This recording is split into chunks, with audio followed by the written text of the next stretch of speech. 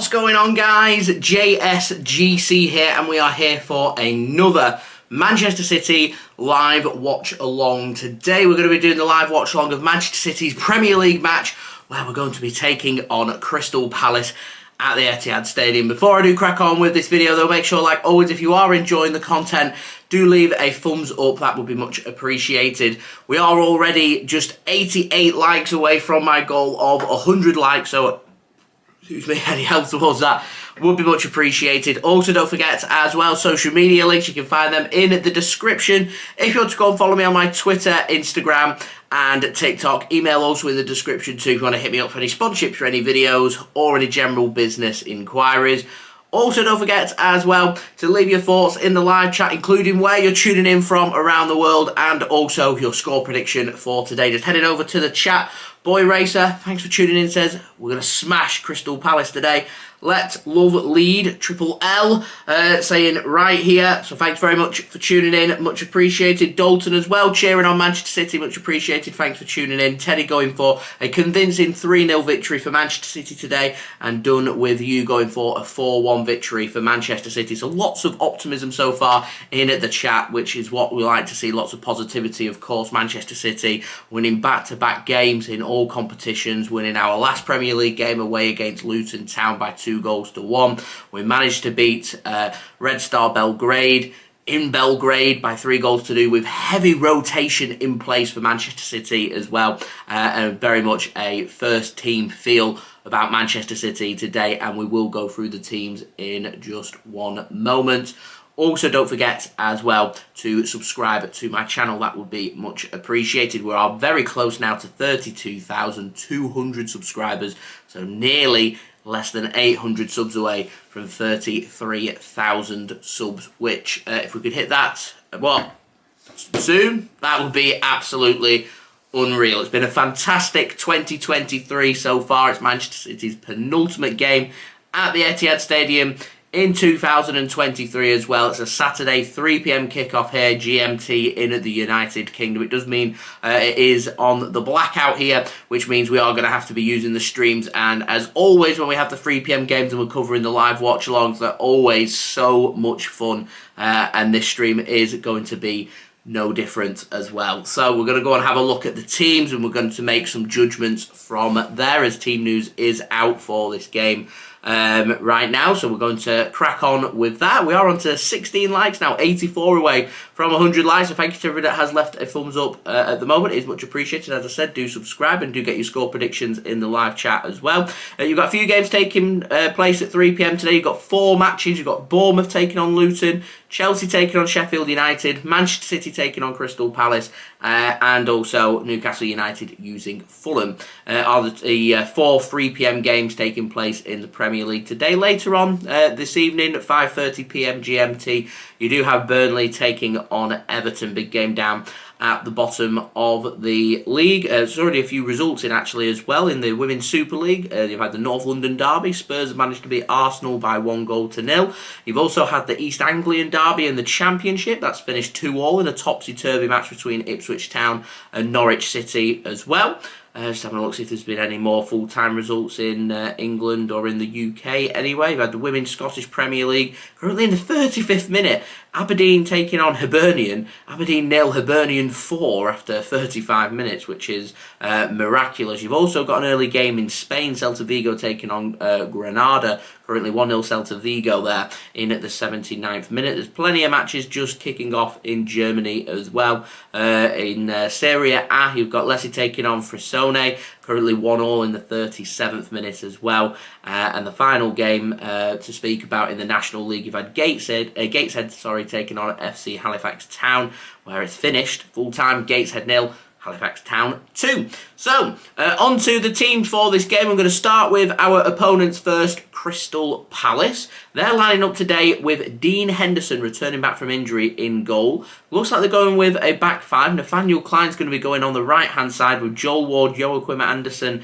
and Marc Guehi as their three centre-backs, with Tyreek Mitchell returning to their starting 11 as well from injury, making up a back five. And then it's going to be potentially just two central midfielders, so Jairo Riedewald and Chris Richards as the two central midfielders, providing a little bit more pace, potentially a three up top. You've got Michael Olise starting on the right-hand side, Jeffrey Schlupp starting on the left-hand side, and in place of the injured Edouard, you've got Jean-Philippe Matata.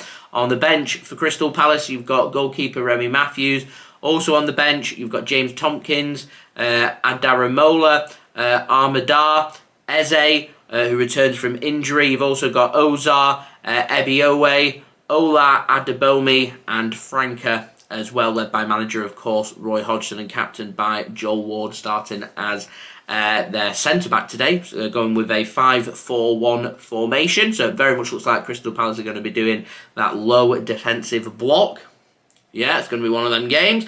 Done with you says, what site are you using? JSGC. I've not got round to finding the stream link as of yet. Normally they don't start to be broadcast live for another 10-15 minutes or so. So just before kick-off, I'll let you guys know when I'm looking for a stream, so I'm not just sat here silent and you think that I'm not doing anything. I'm just looking for a stream. Of course, verbally keep you guys up to date. Manchester City fan says, celebrating victory day and watching the match, hoping they don't spoil the mood. Hopefully not, and hopefully will be a 3 points here for Manchester City. Teddy says, I need a clean, professional and controlled City performance today. Would be brilliant. It'd be brilliant for City to keep a clean sheet. It'd be great to go out there and grab a couple of goals as well. If we grab them early on in the game and settle everyone down, I think that'd make everybody feel a little bit better as well. Hongler, thanks for tuning in, says, I appreciate your efforts, always being here.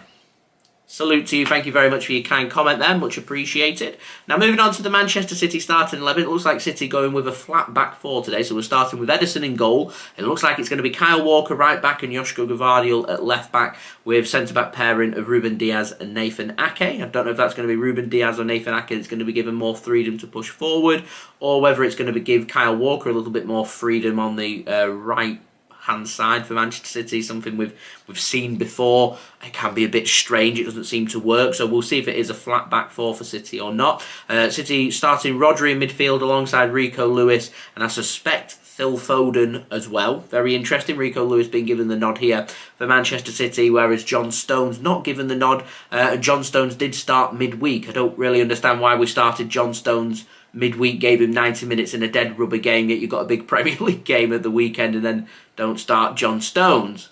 But there we go. Anyway, Bernardo Silva right wing, Jack Grealish returns for Manchester City as well, starting another game. Thought he might have been injured for this game. I wasn't too sure. He got kicked about in that first half against Red Star, so he couldn't feature for Manchester City in the second half. We do get to see him here, which is fantastic. And of course, Erling Haaland with that foot injury, we already had it confirmed from Pep Guardiola that he's not going to be featuring here today. More than likely, probably not going to see him in the Club World Cup either. City going to choose to exercise caution there, so we're probably not going to see Erling Haaland until after Christmas. And our match against Everton, I think, is on the 27th of December. So Manchester City led by captain Kyle Walker, and of course Pep Guardiola, our manager. Looks like we're going with a 4-2-3-1 formation. On the bench for Manchester City, looking pretty strong, you've got Stefan Ortega-Moreno. Also on the bench, Manuel Akanji, Johnstone, Sergio Gomez, Oscar Bobb, Matheus Nunes, Mateo Kovacic, Kalvin Phillips, and also youngster from the other day,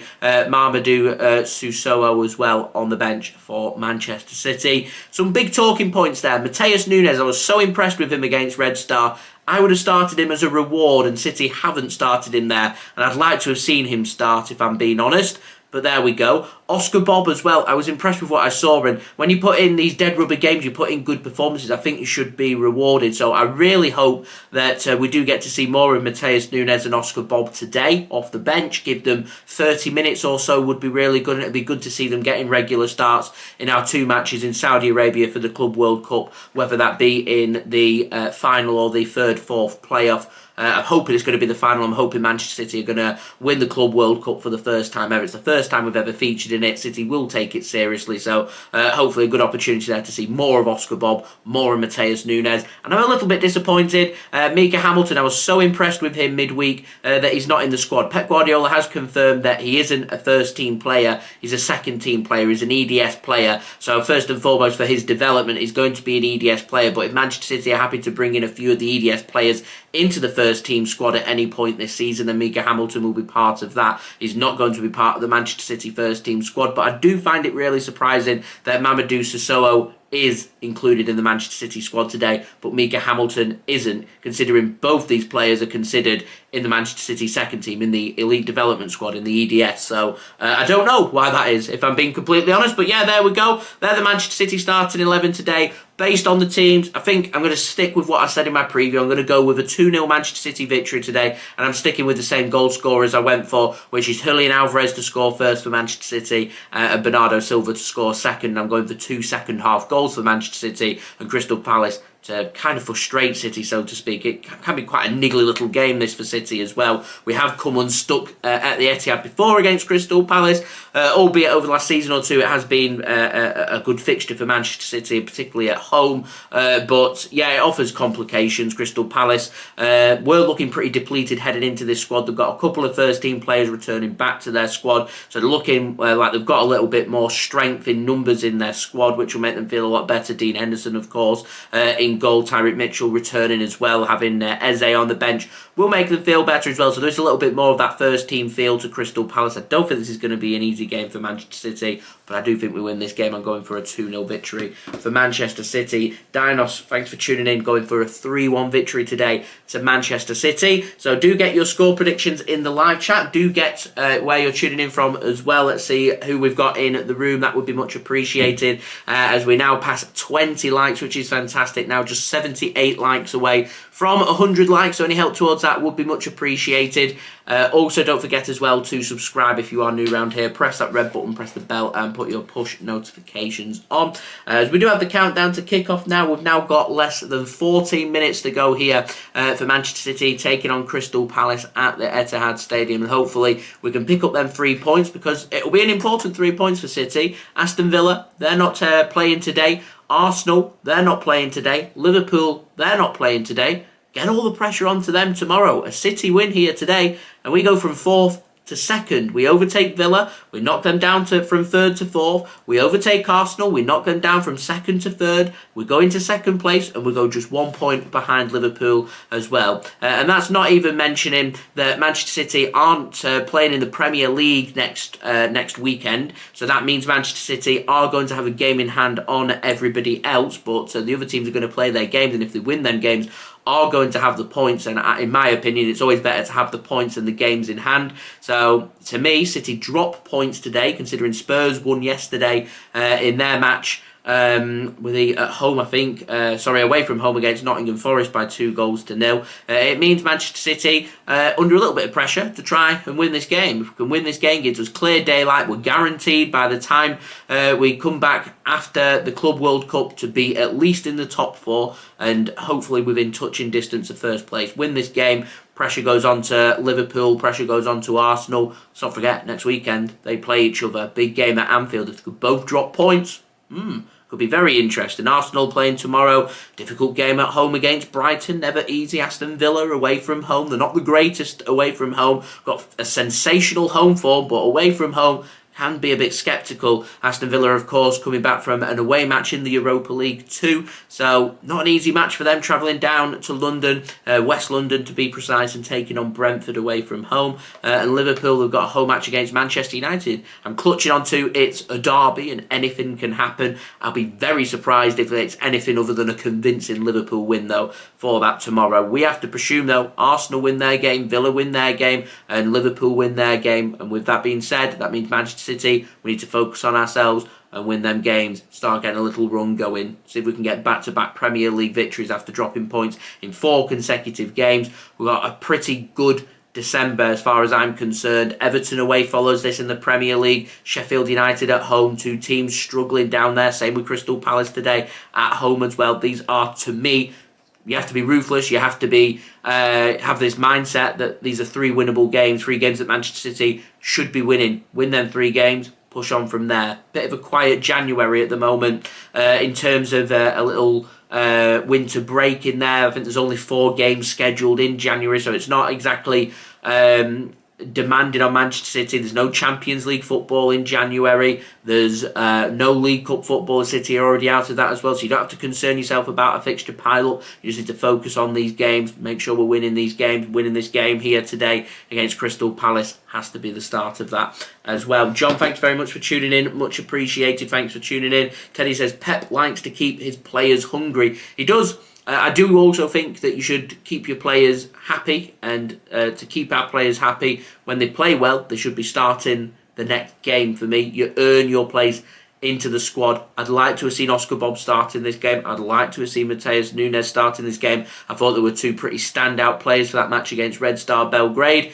On the bench for them instead, so as I said, hoping they'll get some minutes today, and then they'll start getting them regular minutes in the Club World Cup. Manchester City have got their Club World Cup match announced for Tuesday. I think the game's kicking off at 6 p.m. GMT here in the UK. We're going to be taking on Urawa Red Diamonds. I know very little about them. I just know that they're a Japanese team that are at the Club World Cup and picked up a really good result yesterday against Club Leon of Mexico. And also very interesting that Manchester City, for the other side of the draw, I think it was is it Ilau? Whoever Karim Benzema, I don't know much about the Saudi Arabian league, but whoever Karim Benzema plays for, they ended up going out. So it was Al Etihad went out after losing to Al Ali of Egypt. So Al Ali are going to be taking on Fluminense of Brazil.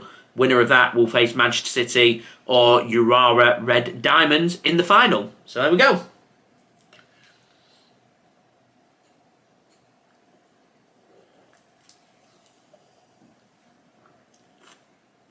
On the Scottish favourite drink, Iron Brew today. I do have my beers lined up in the fridge as well once we get into kick-off and stuff. So it's just a choice of drink that we've got at this moment in time. Cayman Joe, thanks for tuning in from Thailand. Love that. Verico, thanks for tuning in. Says, come on City. A lot of support for Manchester City today. Fantastic to see. As I said, hopefully the players will turn up and they will put in a really good performance.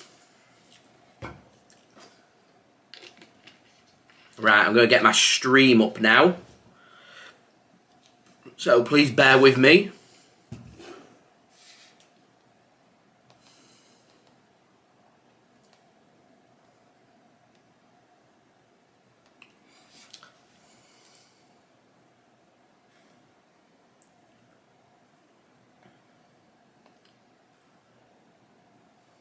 Right.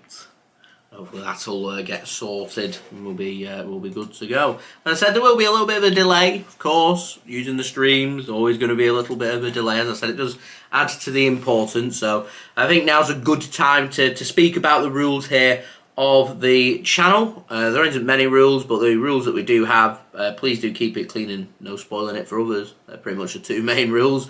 So yeah, would appreciate if people did adhere to that. That would be much appreciated by me. Right, we're not off to a good start when it comes to the stream, so we'll try contingency number 2. See if that works. This looks better. I will keep you up to date with all the matches happening from the other grounds as well. So if there's anything happening from the other Premier League games, I will keep you live and up to date with them as well. We do have a stream sorted, which is good to see. So I'll just get my earphone in so I can just listen to the commentary as well.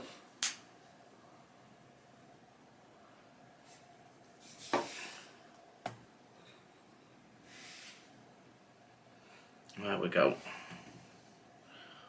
All sorted.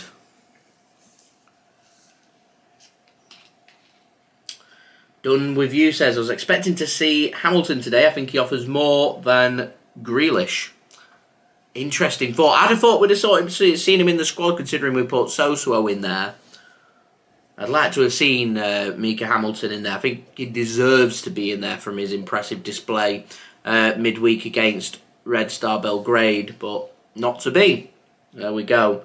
Never know, he might travel to the Club World Cup, so we might see him Tuesday evening and potentially on Friday as well, in hopefully what will be the Club World Cup final too. So guys, don't forget to leave a thumbs up. We're now nearly on 30 likes, which is a sensational start to the stream. We're now 72 likes away from 100 likes. Also, don't forget to subscribe as well if you're new around here. Press that red button, press the bell, and put your push notifications on. Also, don't forget as well to leave your thoughts in the live chat, including your score prediction for today and where you're tuning in from as well.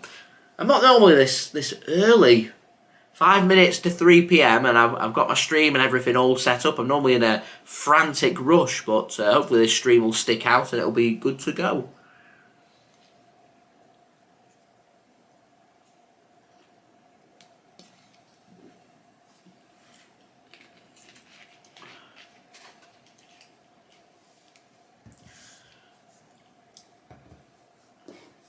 Interesting point being made by the pundits. I'm watching from the United States, and makes a really interesting point that City have only got 3 players injured now. Kevin De Bruyne, Jeremy Doku, Erling Haaland. 3 great players, but Man City can cope without 3 great players. So that's very interesting. Very interesting. Julian Alvarez comes in, of course. We've been coping all season without Kevin De Bruyne. We haven't had him all season. And Jeremy Doku's allowed Jack Grealish to come back in. So I'm hoping that man that I just named there, Jack Grealish, will be the one that will be able to step up for Manchester City and really make it his own. Goals, assists, good performances. That's what we're relying upon here. Julian Alvarez, he takes over from Erling Haaland. Well, Haaland's a big loss. You know, we lose a lot of goals with not having Erling Haaland there. So hopefully Manchester City will be able to push on, give a good performance, play some nice attacking football, be clinical in front of goals, score them goals, and go from there. What I think's real important today is being clinical in front of goal, because I don't think Crystal Palace are going to allow Manchester City that much. With that being said, it means when opportunities do come about, they need to be put away. We can't afford to be wasting good opportunities. And in particular, Crystal Palace will play a very patient game.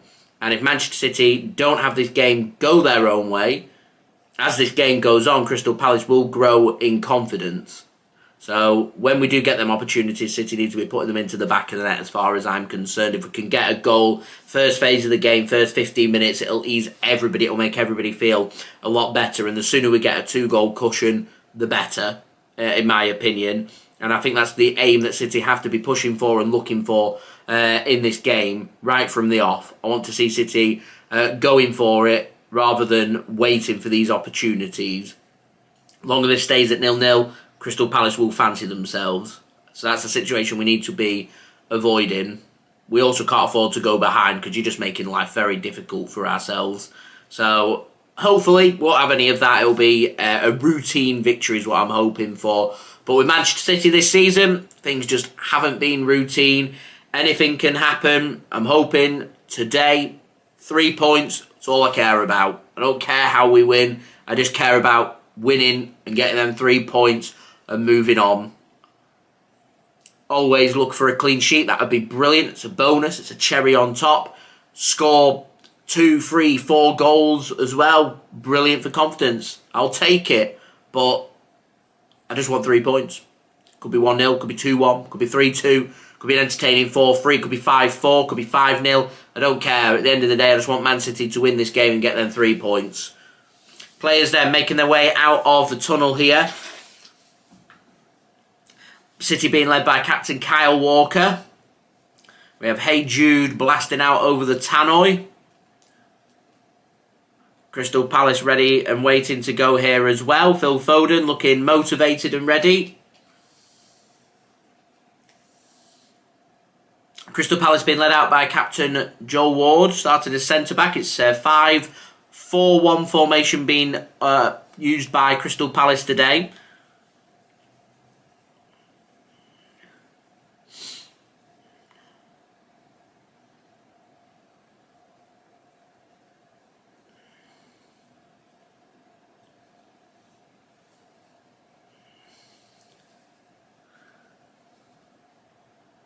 Players just go do the handshake now. I already know that this stream's at least a minute behind because they've got a countdown to kick off, and it's still got more than 2 minutes away, and 3 PM's 1 minute away here, so it's already at least a minute behind.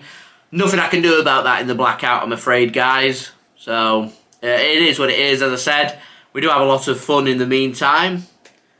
Always good fun, the 3 PMs and using streams.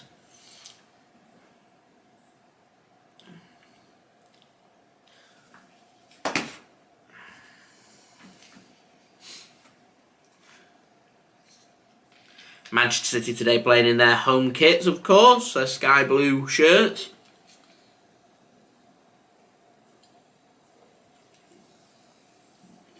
White shorts and sky blue socks.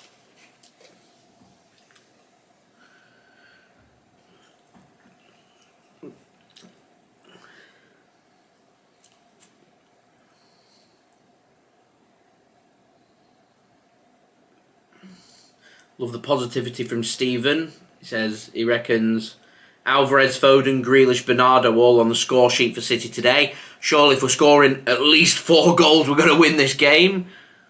Although we scored 4 against Chelsea and only came away with a point. So, yeah. As we are now into the 30s, we're just 68 likes away from 100 likes.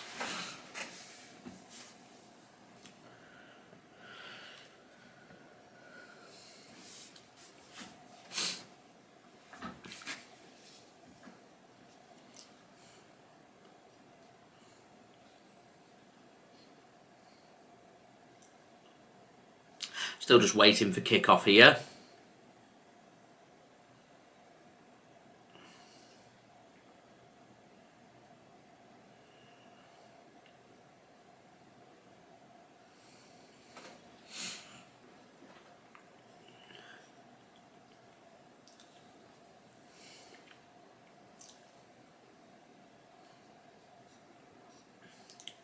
Just watching this stream, it's coming from the United States. Some of their adverts are strange.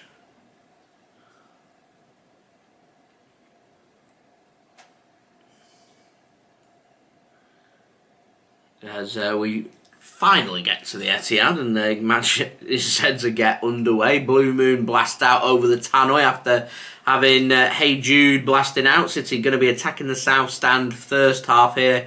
And then the north stand, the family stand in the second half, as we normally do. Pep Guardiola wearing all wool today. Must be cold. Roy Hodgson got his big coat on. Ready for kick-off here then. Crystal Palace are going to get us underway. Crystal Palace playing in their home kits, which is their red and blue stripes, blue shorts, blue socks, attacking from right to left, City attacking from left to right. It's going to be Olise that gets us underway for this game at the Etihad. And we do have a kick-off here between Manchester City and Crystal Palace. Excuse me. So Manchester City, early throw in here, 12 seconds in, not much happening. Of course, famously scored after 12 seconds in the FA Cup final against Manchester United on our way to an unprecedented treble. Against our neighbours as well, always nice for Ilkay Gundogan back in, was it the beginning of June, wasn't it, of this year. Many memories made in the year of 2023 for the Manchester City supporters, players and staff. And here's Ruben Dias then for Manchester City, already pushing City forward. And already the precedent's been set for the game. Crystal Palace literally already got everybody behind the ball and inside their own half. As Manchester City working it on the left-hand side here, worked into the channel. Jack Grealish, I think, strayed offside. And Crystal Palace will have themselves a free kick just on the outside of their own penalty area.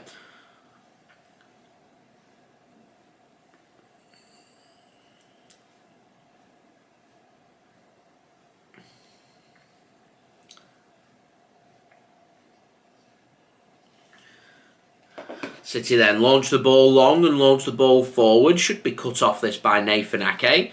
He'll go down under pressure from Matata, and a free kick is given to Manchester City.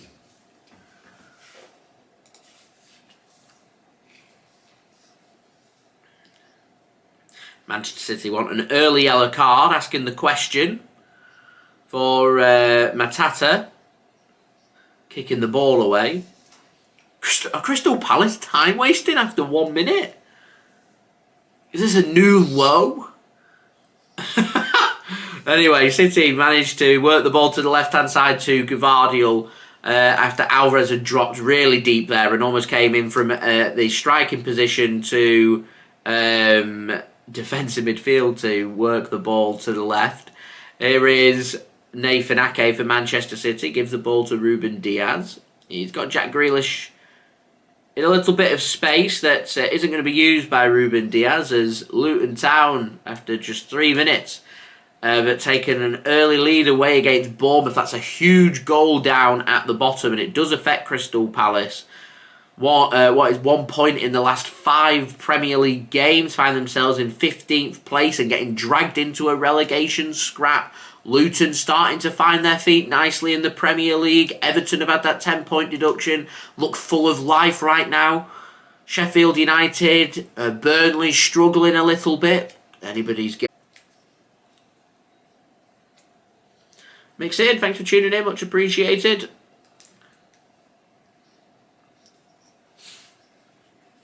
It's Adebayo with a goal for Luton Town.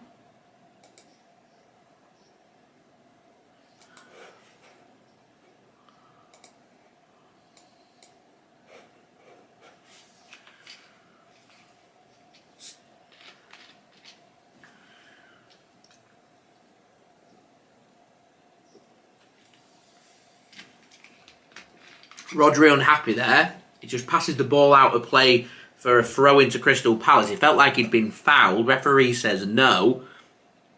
Crystal Palace just worked the ball backwards.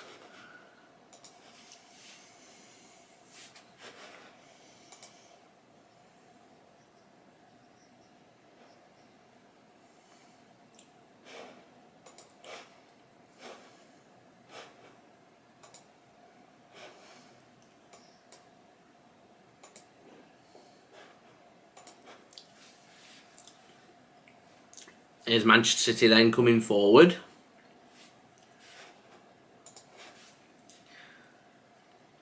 Still awaiting the first opportunity of the game. There's very little happening. Very little happening.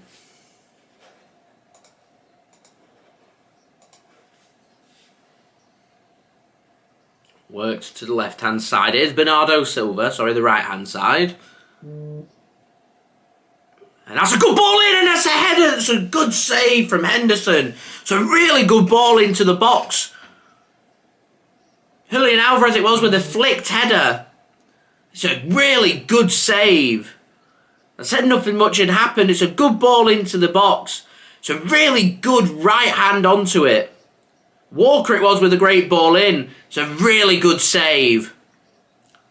Really good save. A really good ball into the box. Good football all around. As we're now on to 38 likes. Now 62 likes away from 100 likes. Corner comes in.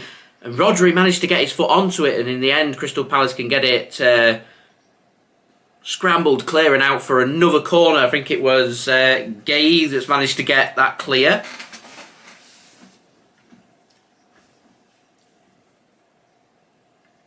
Second bite at the cherry here for City to put a ball into the box. That's a deep ball, free header, works across, and goes out of play. I think it's going to be a goal kick this time. There's a free header for Nathan Ake. He headed it back across goal. He had so much time, he probably could have took a touch if he wanted to. He doesn't, as Wrexham take an early lead against Colchester, led by celebrity owners. Rob McElhaney and Ryan Reynolds in charge at Wrexham managed to see them at the second bite of the cherry, promoted out of the National League, out of the Conference last season into League Two, and starting to find their feet in League Two as well, and looking pretty good. They potentially could be promoted to League One come May. working their way up the Football League. And if they do seal promotion this season, it means they'll just be 2 divisions below the Premier League. 1 division below the Championship. Got some big teams around in League 1 and League 2 as well. Love the English pyramid. Good stuff. Crystal Palace then, with the ball, worked it to the left-hand side. Ball gets played into the channel, and there's too much on that for Mateta to get onto, and Ederson will pick that up and just roll it out, and Nathan Ake can bring Manchester City forward. Here is Rodri, back to Nathan Ake, and Crystal Palace once again, after committing players forward, drop everybody much deeper. Manchester City have the ball inside the Crystal Palace half, and Crystal Palace have everybody behind that ball, playing it safe. Here is Kyle Walker, works it to Rodri into midfield. There's space here for City if they want to use it. Phil Foden works it to Bernardo Silva into the penalty area, to the byline. Kyle Walker puts another good ball into the box. There's a good pace on that, and Crystal Palace, through a bit of luck, managed to get the ball clear. I think it came off Phil Foden and ended up falling nicely to Mitchell for Mitchell just to hook that one clear for Crystal Palace.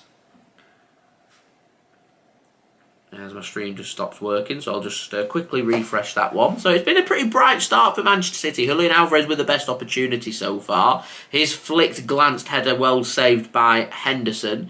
We do still await the opening goal here at the Etihad Stadium, though, the illustrious opening goal. Game's pretty much gone how I was expecting the game to go. City are going to dominate the ball. They're probably going to dominate the chances as well. You need to be clinical in front of goal. Crystal Palace happy to absorb the pressure and go from there and see if they can keep it to 0 and then push maybe in the second half. So we will see.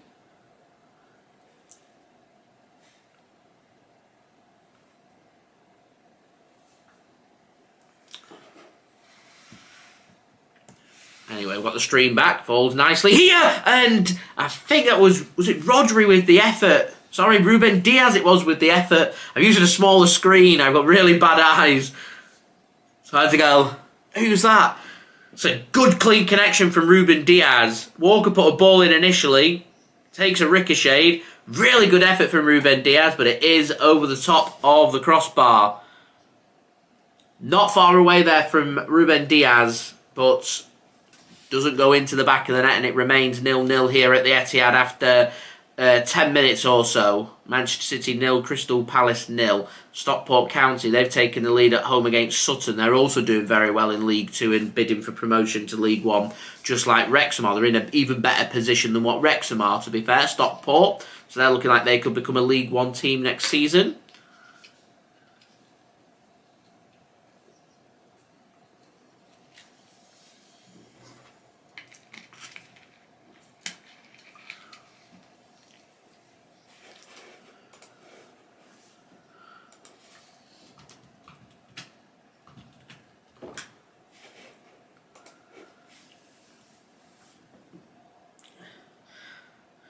A good ball forward from Guehi, but given away through an interception for Manchester City. And here's Rico Lewis bidding it forward, and a shot comes in this time from Rodri. It's Rodri and Rico Lewis starting to go into a more advanced position for Manchester City. He goes with the outside of his foot, and it's just wide of the post. Not a bad effort that from Rodrigo. Really good interception from Manchester City. It's been a good 10 minutes for City. The opportunities have been there, but City haven't been clinical as of yet. As we're into the 40 likes now, fantastic. Just 58 likes away from 100 likes. So any help towards that would be much appreciated. Already, City fans getting on the back of Dean Henderson. Not happy, feel like he's time wasting. So often you see Ederson get booked for time wasting, and the amount of goalkeepers that will time waste against Manchester City and it doesn't get anything given against them can be very frustrating. Free kick given then to Crystal Palace. Mansfield, they're doing pretty well in League 2 as well, just taking the lead away at Crawley Town. Kyle Walker with a throw-in for Manchester City, just throws it into the centre, and here's Nathan Ake then that's going to come forward for Manchester City. Gives the ball to Ruben Dias.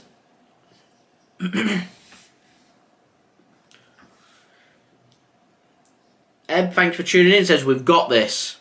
I love the optimism and confidence of everybody today. If I was speaking to a few City fans a couple of weeks ago, the vibe was very different. Amazing what a couple of wins does. City have shown that they're capable of grinding, they're capable of scoring. Defensively, not amazing, but looking a little bit tighter. And, you pick up a couple of wins, you feel a lot better. If we can follow it up with a good, solid win here today, I think we'll all feel a little bit better. That's what we need to be bidding for. Not the best ball forward, that from Manchester City, though. It means Crystal Palace are going to get the ball through a throw-in. The throw-in is right near their own corner flag, though. So if Crystal Palace are to have the ball, I'd rather it be right near their own penalty area rather than our own.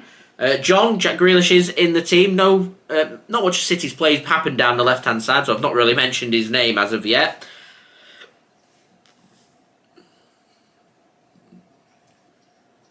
As Bristol Rovers have taken the lead away against Bolton in League One.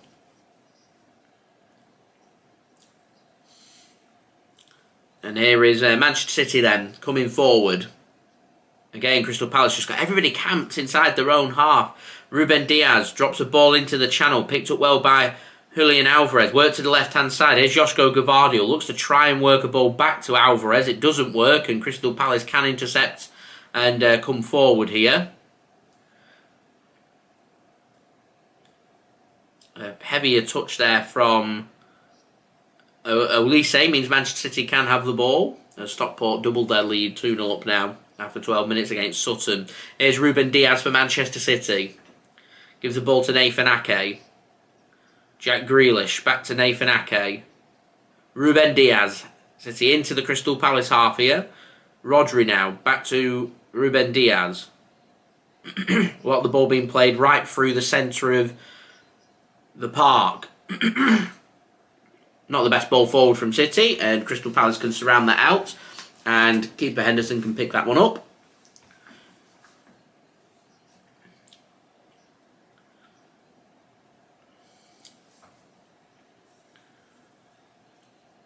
Here's Dean Henderson. He's going to launch this. Gets plenty of height onto it, but not much distance, and Manchester City fancy that they could win that header. Loose second ball won by Crystal Palace, though, and they can get it forward. Mateta takes a really good touch here for Palace and works it nicely to Schlupp on the left-hand side, and he takes a sting out of the attack there. They had the opportunity with one forward pass to potentially go on the attack, and they played the sensible pass backwards. Takes all the sting away from the attack. They decide to launch it forward to no avail, and Manchester City go come away with the ball. I know we're less than 15 minutes into the game, but there's not really been too much intent being shown by Crystal Palace. A bit of time wasting that's been going on since minute 1. Not really come forward.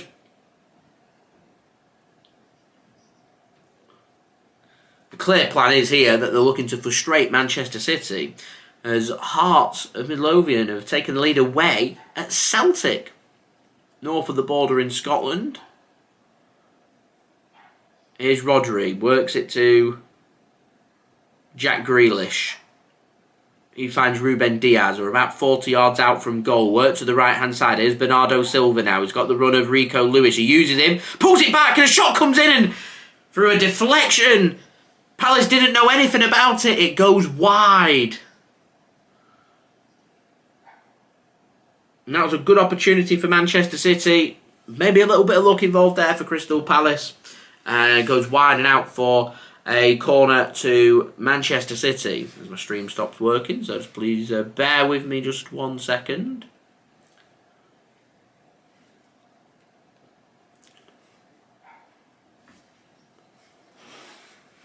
Anyway, corner for Manchester City then. It comes in. Header won by Crystal Palace.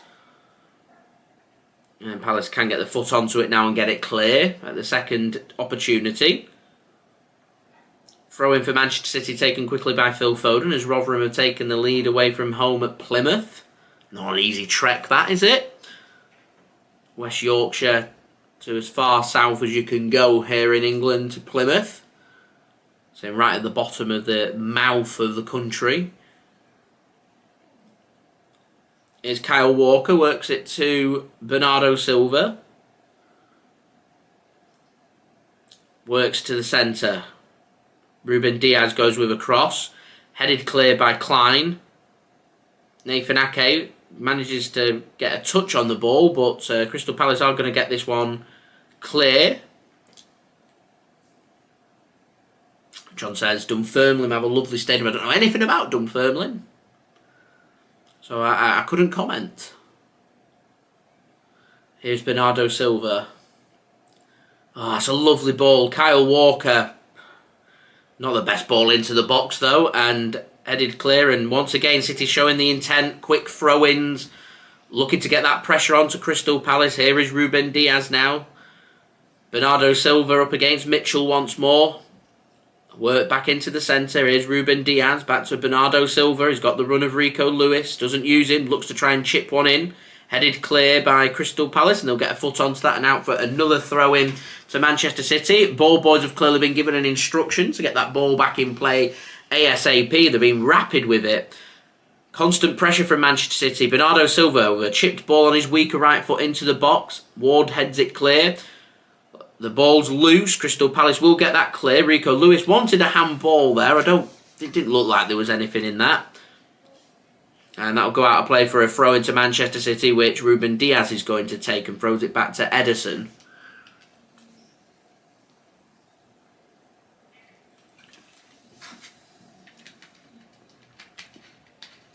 Here's Kyle Walker. Looks to try a pass forward.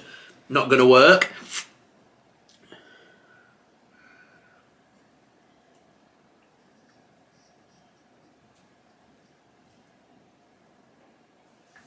And it is here after 19 minutes or so. Crystal Palace 0. Manchester City 0, Crystal Palace 0. There's my stream. Decides it wants to stop working again.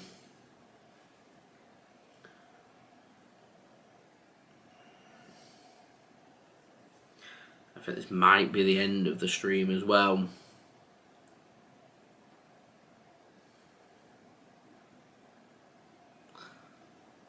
And it's the end of the stream, so we'll try the next one.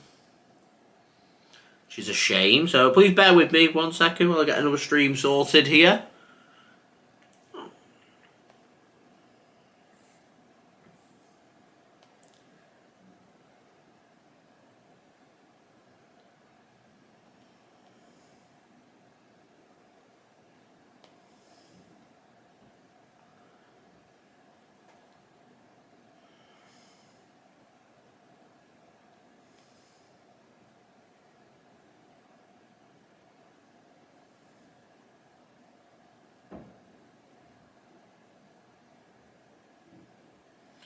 That also don't want to work.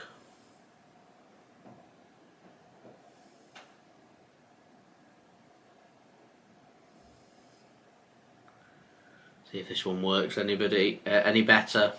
And thanks very much for tuning in. It's been a very positive start for Manchester City. I like the ball boys being very quick, chucking the balls back in, which is good to see. Julia, thanks for tuning in as well. Much appreciated. Just waiting to try and get my stream back working. Doesn't seem to want to work.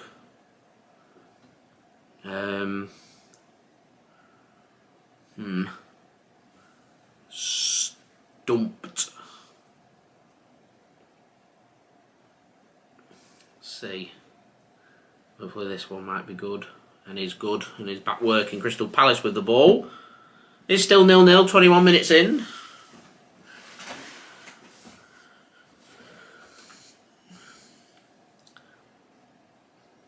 Here's Rodri. Works very nicely to the right-hand side.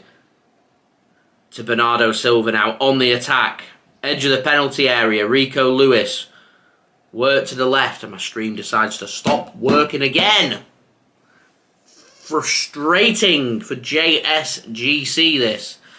Who knows if something happens? Who knows?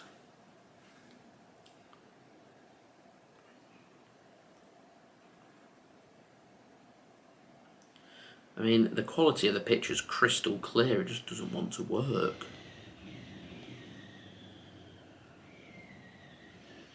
Right, we'll try another. Bristol City 1-0 up against Sunderland at home. Stockport, you think that's the 3 points sorted for them now, 3-0 up after 20 minutes. That's what you do.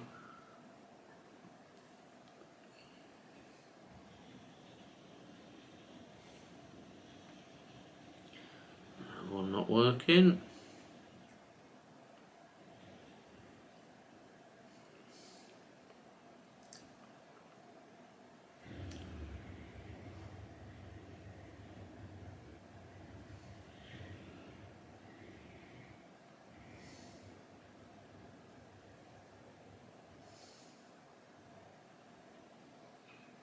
No, none of them want to work.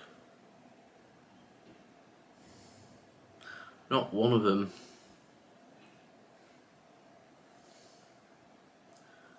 Maybe this one might be the one. Right, back in business again as MK Dons are 1-0 up against Forest Green. Right.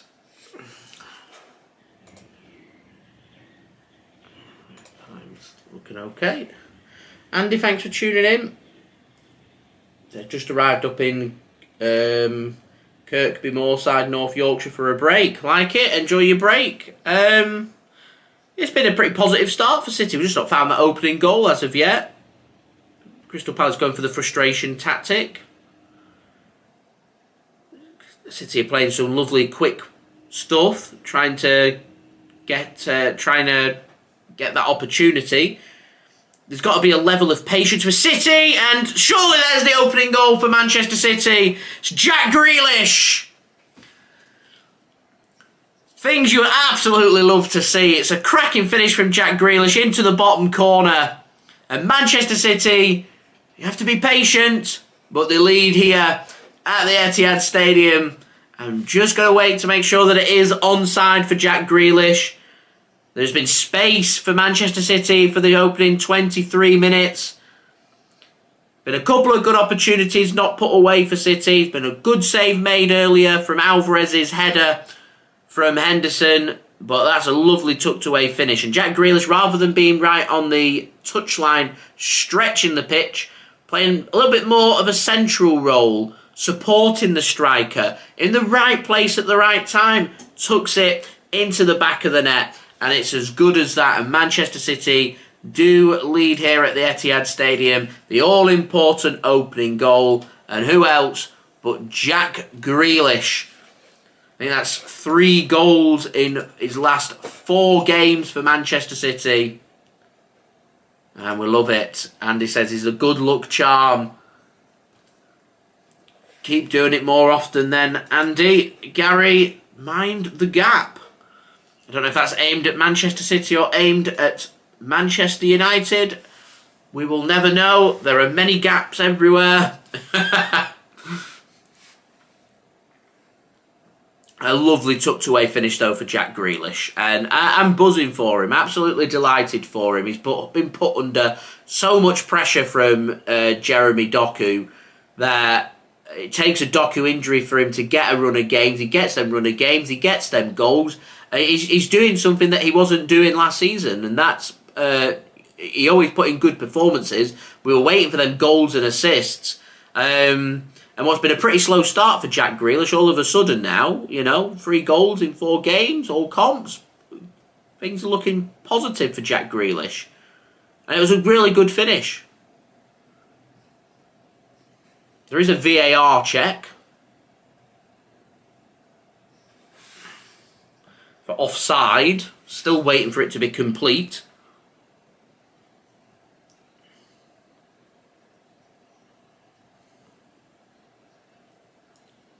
It's a very tight call. I think he's onside. Yeah, onside. Goal given. So 1-0 Manchester City. It's a very tight call. Very tight call. And the Manchester City fans are jubilant. It is 1-0 Manchester City, and it is Jack Grealish with the goal. Geordie, thanks for tuning in.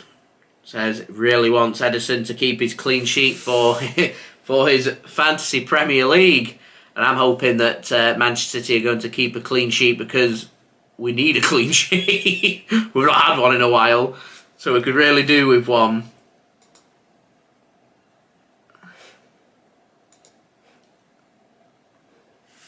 And my stream decides to stop working again. Blackpool 1-0 up away against Cambridge. Oxford 1-0 up at home against Burton. Bardsley 1-0 up at home against Charlton.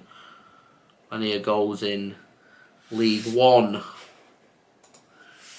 As we are now just 3 likes away from 50 likes, so any help towards that would be much appreciated.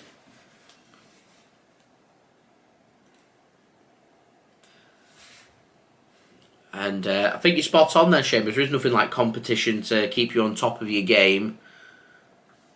It's just struggle for that momentum because Doku's got off to such a blistering start.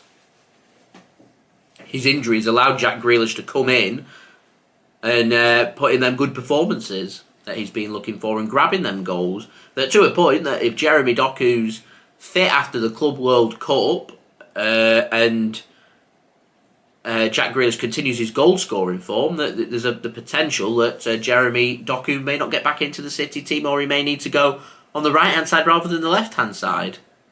So we'll see.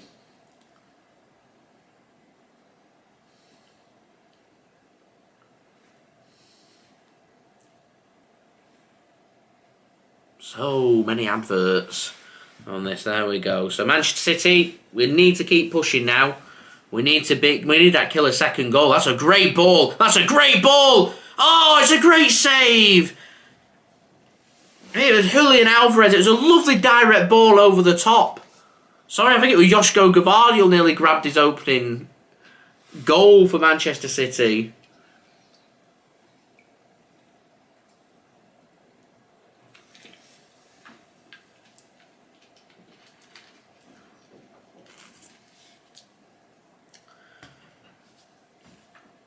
City probing and once again coming forward. A lovely opportunity that for Josko Gvardiol. A good save for Henderson. That could be the second killer 2-goal cushion that we're really looking for.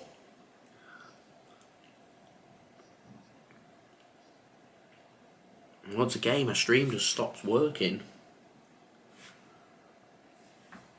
I get like a minute in and then it just stops.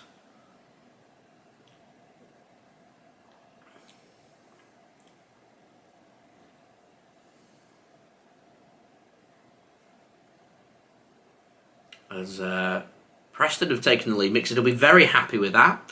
Raul Jimenez has been sent off for Fulham. They're down to 10 men against Newcastle. It's a blow for Fulham. Right, looks like that link's completely stopped working. Have to try another.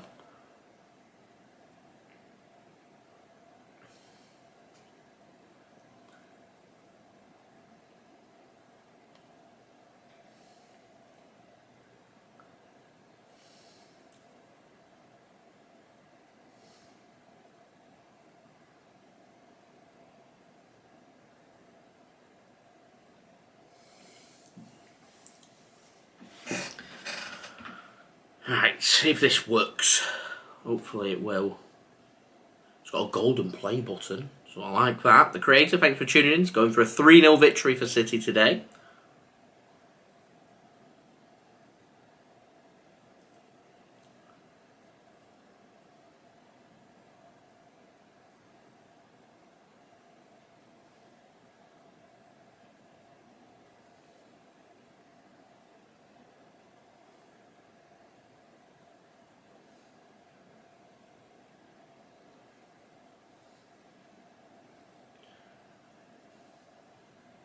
None of these want to work. Very annoying.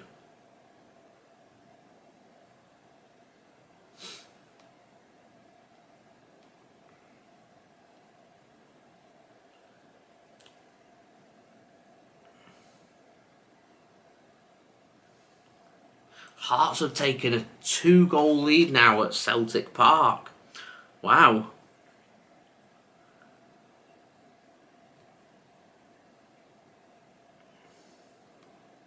None of these want to work. Let me try another one.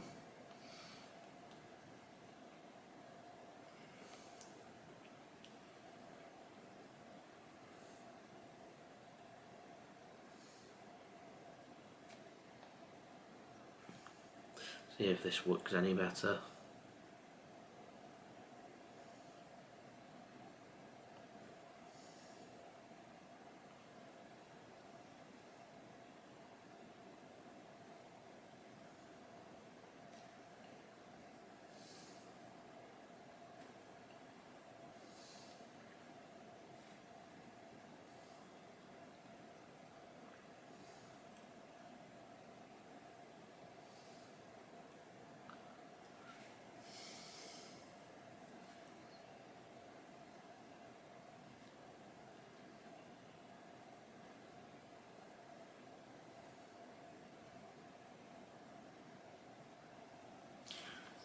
Alright, I've got a stream back, which is good.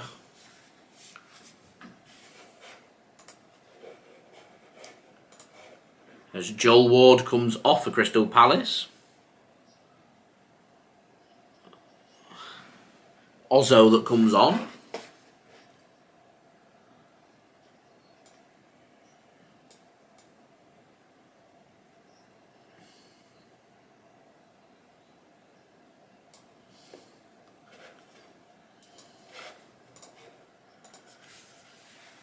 Manchester City fan then says, good goal by Grealish.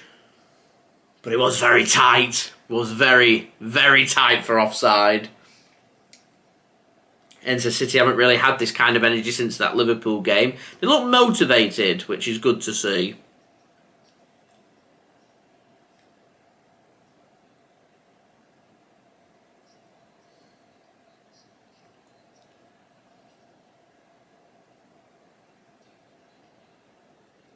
Notts County 2-0 down against Harrogate. Here's Manchester City coming forward again.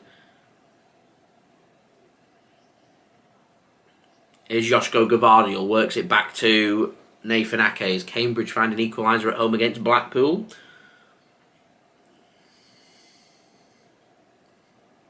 Nathan Ake with the ball. Ruben Dias works the ball nicely to the right-hand side. Bernardo gives it to Walker. Chance to put something into the box. He chooses not to. Hesitated, so he has to pass it back to Bernardo Silva now.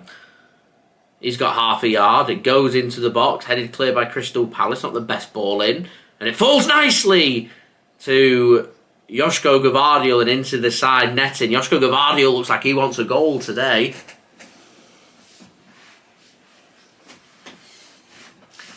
As we're now nearly on to 50 likes, just one like to go, so any help towards that would be much appreciated.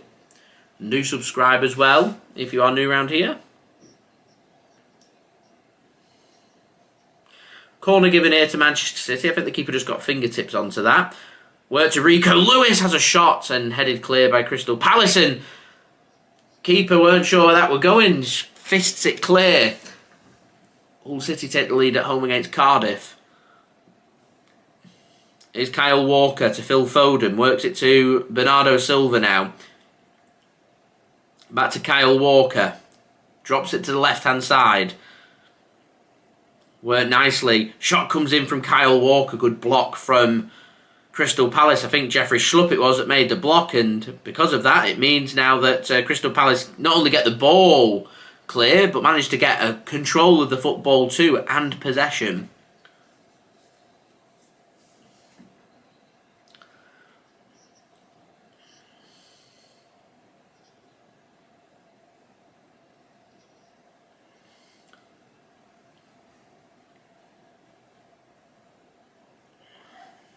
Crystal Palace put the foot through this. Joachim Andersen it is, and out for a throw into Manchester City, just inside City's own half.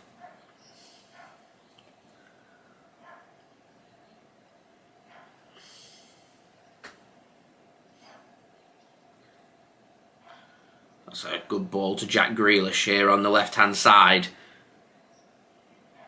To Josko Gvardiol.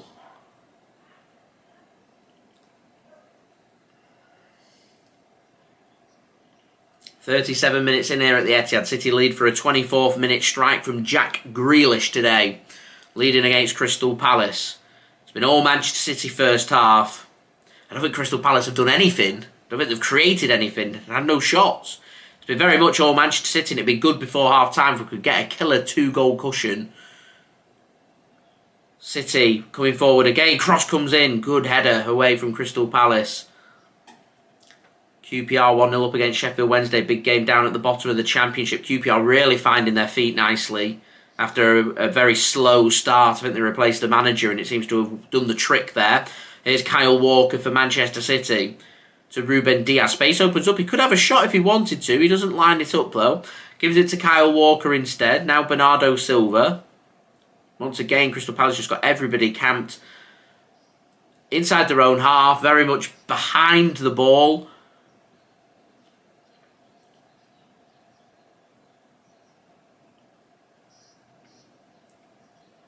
And the danger you've got with this approach that Crystal Palace are doing is it takes so much concentration to park the bus, to have that low blocking operation. Everything's got to be right for it to work. But it hasn't. There's been 2 or 3 good opportunities for City where they've managed to create them opportunities. Thankfully, Jack Grealish managed to put the ball into the back of the net. And that's all to do with concentration. The idea for Crystal Palace here is to snuff out the space. There's no space for City to create anything. John, love that comment about Rodri's goal against Inter Milan. How do I think the NFL's going? And any predictions? I'll speak about that in a second. Because City are in a good position as Josko Gvardiol puts the ball into the box and Manchester City win the ball back here, and that should be a free kick for Manchester City and the first yellow card of the game as well to Crystal Palace. Is that Joachim Andersen with the yellow card? Which was my top tip. Slightly late. Yeah, Anderson into the book. So, NFL. Philadelphia Eagles have impressed me. Looking good. Dallas Cowboys have impressed me. Looking good. Detroit Lions just seem to be falling off a little bit, but for the most part, impressed me. My team, Miami Dolphins, up until last week's disappointment against the Titans, have looked very good. Ball goes in for City. Should be headed clear by Crystal Palace. Richards it was winning the header. Only as far as Phil Foden. Foden! Oh, it's side net and I thought it had gone in. I thought it had gone in. Kansas City Chiefs have looked a little bit inconsistent, but looking good for at least making a playoff spot. Buffalo Bills are just starting to come good at the right time. I wouldn't rule out them potentially sneaking the playoffs. I wouldn't rule them out sneaking the AFC East either. San Francisco 49ers have looked very good, being led by Brock Purdy, their quarterback. Baltimore Ravens, I think, are a bit of a dark horse. No one seems to be speaking about them. Look very good.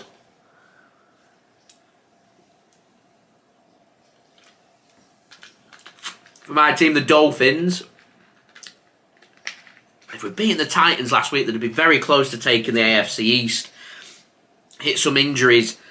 Potential MVP Tyreek Hill picking up a little... I think he's got a foot injury. I think he misses the game. He's questionable against the Jets.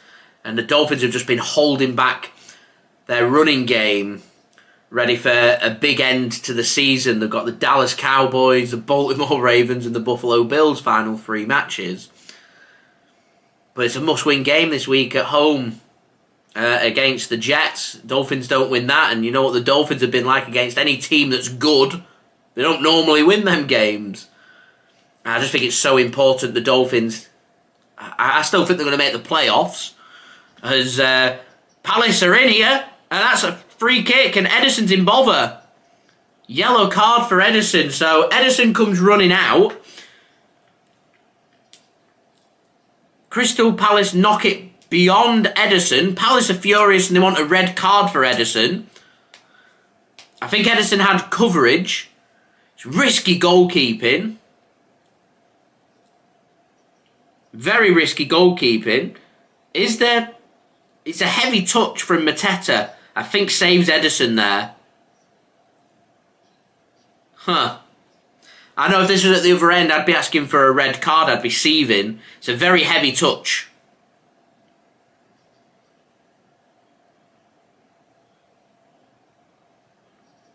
VAR are having a look at it. I'll tell you right now, if that was at the other end, I'd be asking for a red card. Yellow card in the end given to Ederson.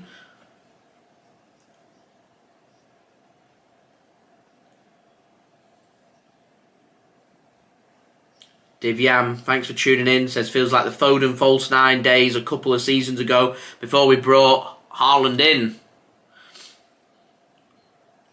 It does. It's a big season this for Phil Foden. I'd like to see a little bit more from him. We speak often about Jack Grealish, don't we? And the importance of goals and assists.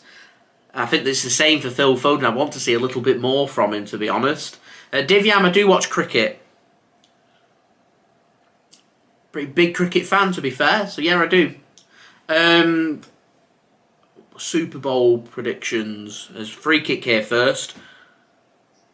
Free kick comes in from Palace, and Olise has it wide. I think the Crystal Palace fans were celebrating then. They thought it had gone in. Not a bad effort from Olise. First thing Crystal Palace have done all game. It's not a bad hit at all. Not a bad hit. Prediction then, I think Philadelphia Eagles against, I think the Baltimore Ravens. I think they're going to take the number 1 seed in the AFC. I think divisionals. I mean, AFC, you're looking at Baltimore Ravens against the Kansas City Chiefs. I reckon NFC, you're looking at the Eagles, it's the 49ers. That number 1 seed's very important. You get a week off in the playoffs. That's massive. It's huge.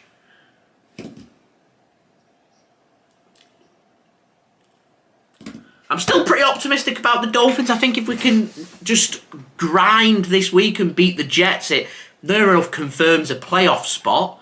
We're battling for the AFC East. We've got to play the Buffalo Bills. We don't have to concern ourselves about that until the last game. 2 big games, Dallas Cowboys and Baltimore Ravens. Beat them. Fancy the Dolphins are taking the AFC and a big week off. They need to get players back from injury, though. They've had some injuries to their O-line over the last week. Got injuries to the defensive line. There's been a couple of ACL injuries. And most importantly, Tyreek Hill. It's a big game changer. Dolphins don't look half as good without Tyreek Hill. So I suspect they might go for the running game this week, try and grind against what's been a very poor season for the Jets. Be good to get a Chain and Mosat back. Here's Nathan Ake.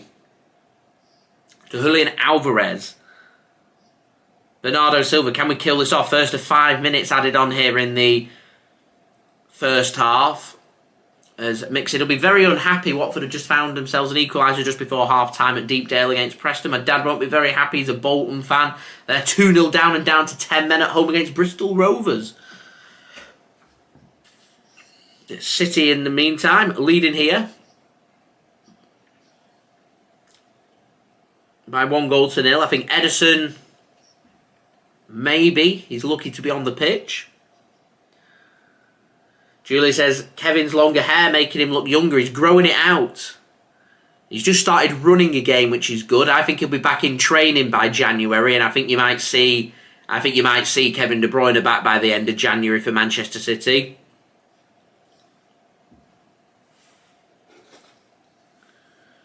Manchester City fan, I agree with that about England. The whole one-day thing's been a bit poor from England over the last year.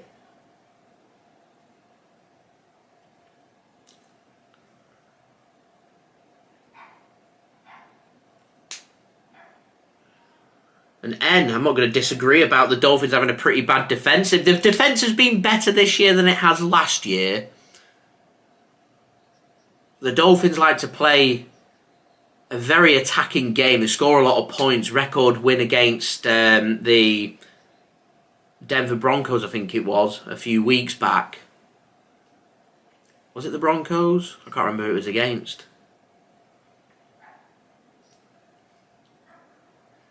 That'll be a free kick to Crystal Palace.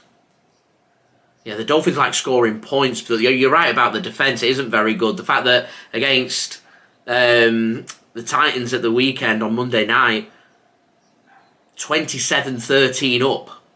26-13 up. 13 points up with 3 minutes remaining. And just over a minute later, concede 2 touchdowns and are behind. That causes me concern. And the lack of drive for looking for a field goal to win the game at the end caused me a bit of concern as well. As I said, I'm not suggesting Dolphins are a one-player team, but you know when Tyreek Hill's on that pitch and when he's not, Tyreek Hill's a type of offensive player that takes 2 or 3 defenders away. It frees up everybody else, as well as having one of the best wide receivers in the game.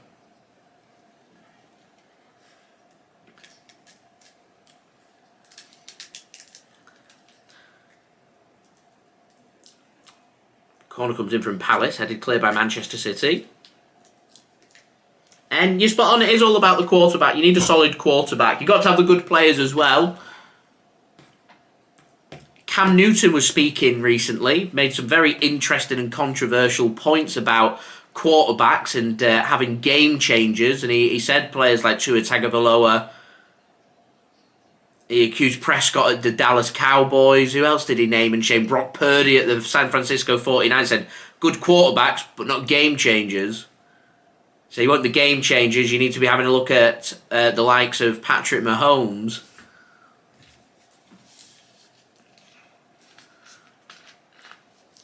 And Jalen Hurts over at the Philadelphia Eagles.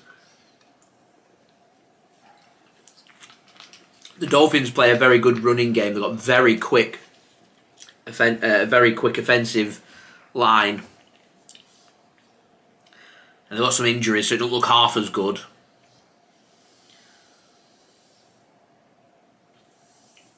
And says, question, is cricket big in the UK? Depends. There's a 5 minutes all sorted here, and we do have half time at the Etihad Stadium, and Manchester City do lead by 1-0. To answer your question, N, it is big. It all depends on a lot depends on the international games. It depends on who England are playing in the Test series. If there's an Ashes series, for example, in the summer, there's a lot more interest in the cricket. If there's international tournaments like the World Cup back in 2019 that was held in England again, generates a lot of interest. But if England aren't playing India, Pakistan or Australia, there doesn't tend to be as much interest in Test cricket, and therefore the numbers tend to decrease in England. I've never seen as big a buzz as what you had for the Ashes 2005 for cricket here. It was absolutely huge. It were taken over the back pages of the newspaper. Everyone was speaking about it who has no interest in cricket. It went mental. It's absolutely mental, but hasn't really built or pushed on past there.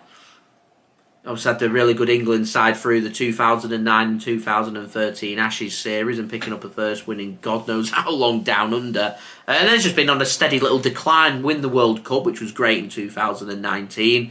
And it just seems to have stalled a little bit. I don't think they've helped themselves with introducing the 100.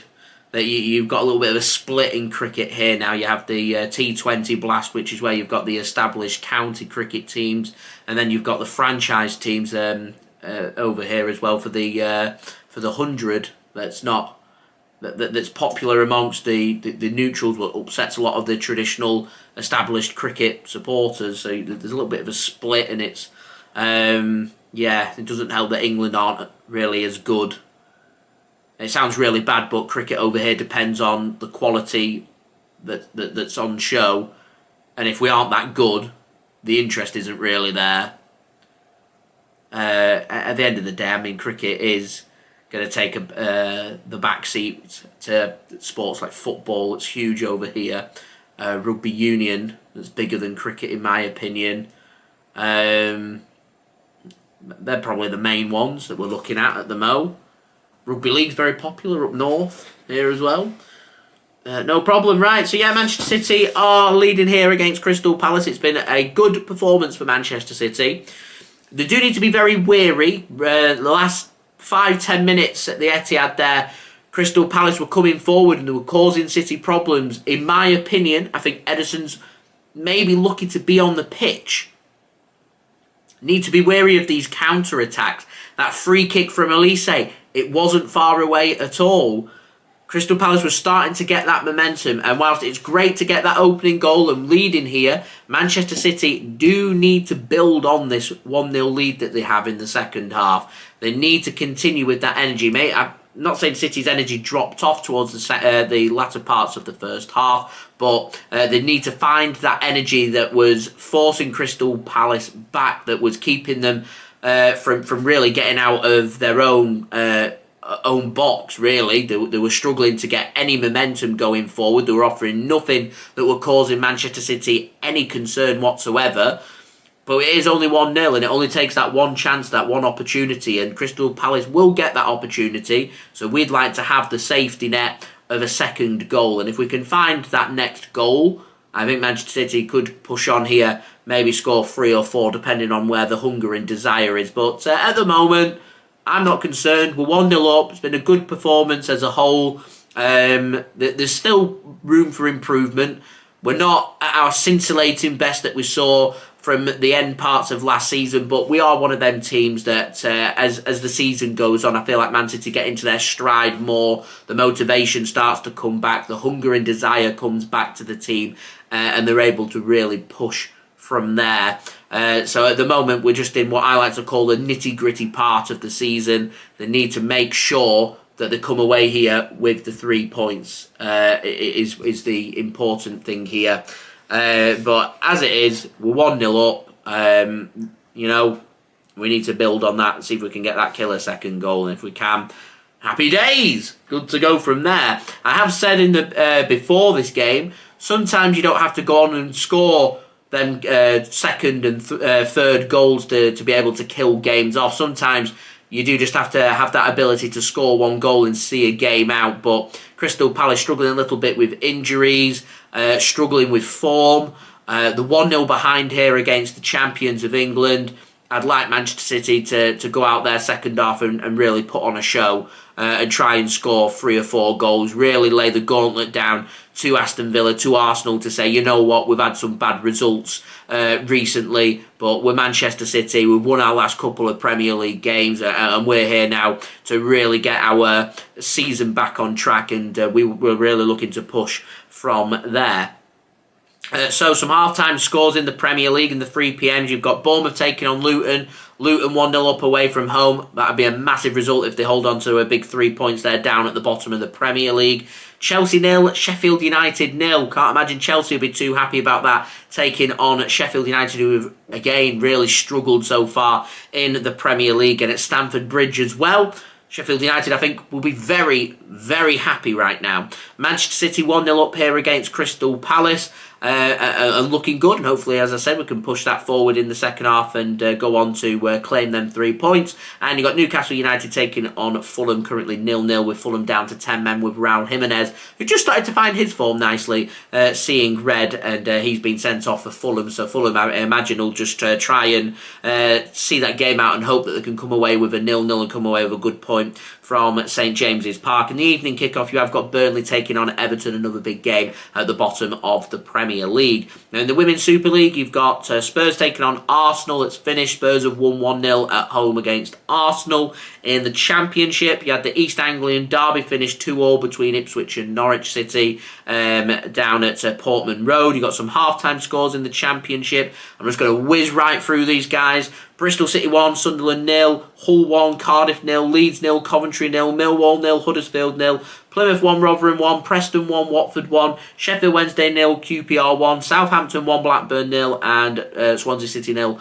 Middlesbrough 1. In League 1, you got all half-time scores. Barnsley 1, Charlton 0, Bolton 0, Bristol Rovers 2, Cambridge 2, Blackpool 1, Carlisle 0, Northampton 1, Cheltenham 0, Leyton Orient 0, Derby 0, Wickham 0, Fleetwood 0, Peterborough 1, Lincoln 1, Reading 0, Oxford 1, Burton 0, Port Vale 2, Wigan 0, Shrewsbury 0, Portsmouth 1, and Stevenage 1, Exeter 0. In League 2, Crawley 1, Mansfield 1, Crewe 2, Accrington 1, Doncaster 0, Morecambe 2, Gillingham 0, Bradford 1, Harrogate 2, Notts County 0, MK 2, Forest Green 0, Newport 0, Grimsby 0, Salford 0, Wimbledon 0, Stockport 4, Sutton 0, Swindon 0, Barrow 1, Walsall 0, Tranmere 0, Wrexham 1, Colchester 0. You've also got games north of the border in Scotland, Scottish Premiership, Celtic 0, Hearts 2. All half-time scores these: Livingston 0, Kilmarnock 0, Ross County 0, Dundee 0, St Mirren 0, Motherwell 0, and St Johnstone 0, Hibernian 0. Some great games there in Scotland. You got Scottish Premier League women's side, Aberdeen 0, Hibernian 7 it went on to finish there. Wow. In the Scottish Championship, Ayr United 1, Airdronians 0, Dundee United 0, Raith Rovers 0, Dunfermline 0, Partick Thistle 2, Morton 1, Queen's Park 0, Inverness CT 1, Arbroath 2, Scottish League 1, Cove Rangers 1, Alloa 0, Hamilton 1, Falkirk 2, Kelty Arts 0, Montrose 1, Queen of the South 1, Edinburgh 0, and Stirling Albion 1. Annan Athletic 1. And in Scottish League 2, Elgin 0, Spartans 3, all half-time scores these. 4 for Athletic 2, Dumbarton 3, Peterhead 2, Clyde 0, Stenhousemuir 2, East 5 0, Stranraer 1, Bonnyrigg Rose 0. In Spain, La Liga full-time score, Celta Vigo 1, Granada 0. Heading towards half-time, it's currently Athletic Bilbao 0, Atletico Madrid 0. You've also got Sevilla taking on Getafe and Valencia taking on Barcelona later on today. These scores heading towards full-time in the Bundesliga: Mainz 0, Heidenheim 1, Augsburg 1, Borussia Dortmund 1, Darmstadt 0, Wolfsburg 1, and Bochum 2, Union Berlin 0. You also got Leipzig taking on Hoffenheim at 5:30 p.m. GMT. Full-time score in Serie A: Lecce 2, Frosinone 1. You've got Napoli taking on Cagliari and Torino taking on Empoli later on today. In Spain, just kicked off Le Havre 0, Nice 0. You've got Lens taking on Rennes at 8 p.m. GMT. In the Eredivisie, Utrecht 1, Valvik 0 in the 28th minute. You've also got Excelsior taking on Go Ahead Eagles and Herenveen taking on Volendam later on today as well. And finally, just going to end it in the National League here in England. Gateshead 0, Halifax Town 2 finished. All the rest half-time scores: Aldershot 0, Eastleigh 3, Altrincham 0, AFC Fylde 1, Boreham Wood 2, Oxford 1, Dagenham 0, Wellston 0, Dorking Wanderers 1, Woking 1, Ebbsfleet 0, Barnet 0, Hartlepool 0, Chesterfield 1, Maidenhead 0, Kidderminster Harriers 0, Rochdale 0, York City 0, Solihull 1, Oldham 0, and Southend 0, Bromley 1. There we go. There you go, you guys are all up to date. Please do leave a thumbs up. 45 likes away now from 100 likes. Any help towards that would be much appreciated. Do subscribe as well. Get your halftime thoughts in as well on the live chat. That would be much appreciated. And I do have some halftime entertainment for you guys to enjoy. Brought to you by my partner channel Mixed. Links and details there in the description. This is the final Halloween drink that he did, the Halloween Mimosa. So sit back, relax, grab yourself a drink and snack, and we'll be ready for the second half. See you in a bit.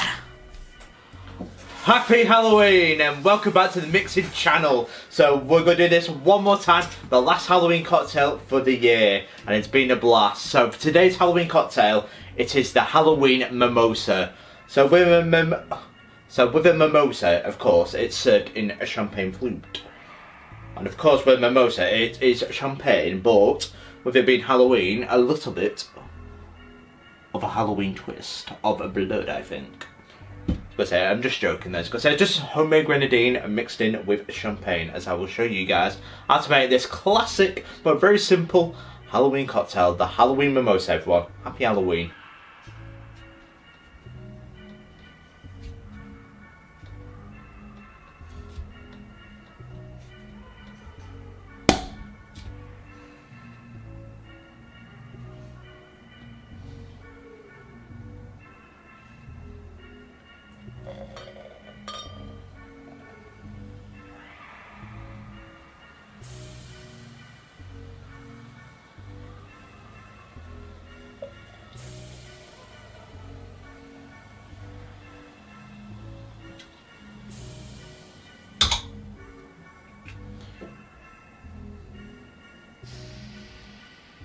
So what we're doing next is pouring in the grenadine now.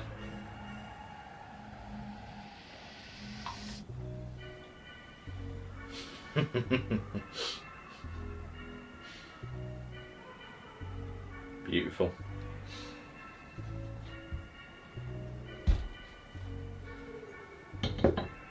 And it's as simple as that. There it is, the Halloween mimosa. Happy Halloween, everyone. How does it taste?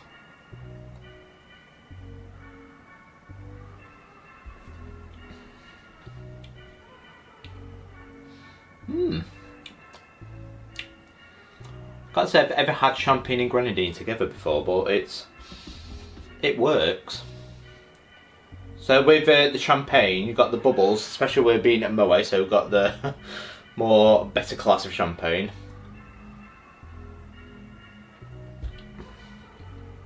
But with the grenadine, it certainly balances it out, because it doesn't ruin the drink at all. It's certainly delicious. That I'd probably rate that a solid 8 out of 10.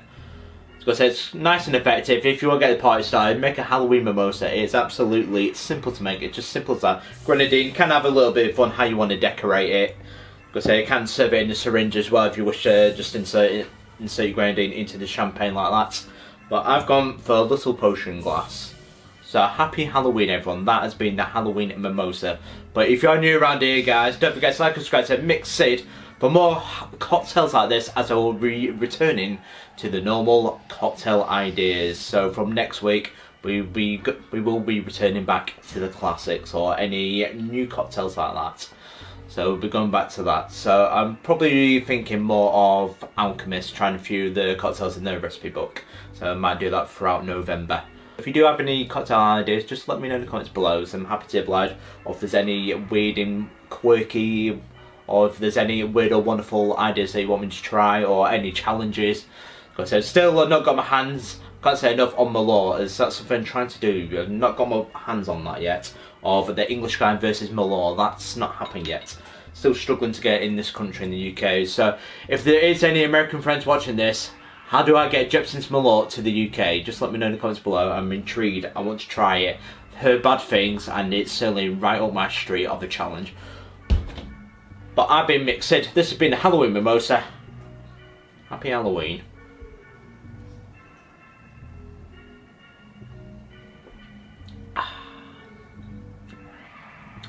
That's really, really nice.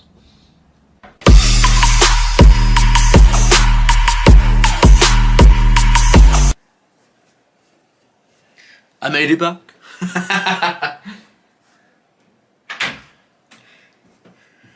Oh, I was having a little break as well. Thank you very much, Mixed, for providing today's halftime entertainment. Much appreciated.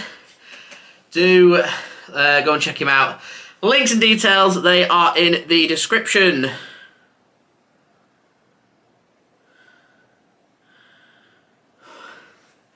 We're just waiting for the second half.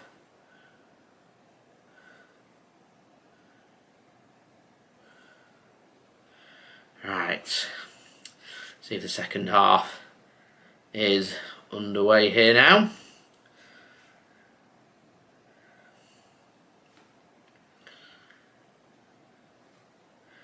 When it wants to load, of course.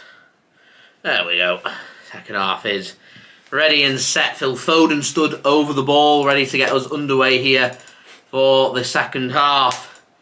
And does Manchester City attacking from right to left.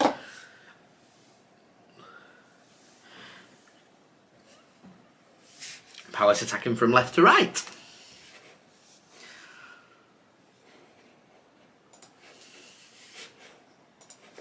And we're just 44 likes away from 100 likes now, so any help towards that would be great.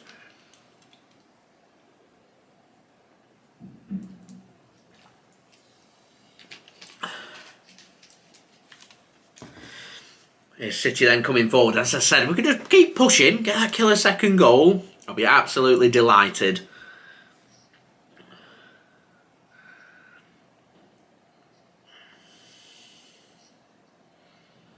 Here's Nathan Ake. Gives the ball to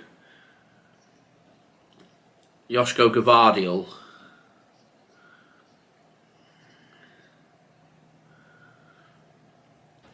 via Julian Alvarez. Here is City now working it to the right-hand side. Bernardo Silva works it back to Ruben Dias here.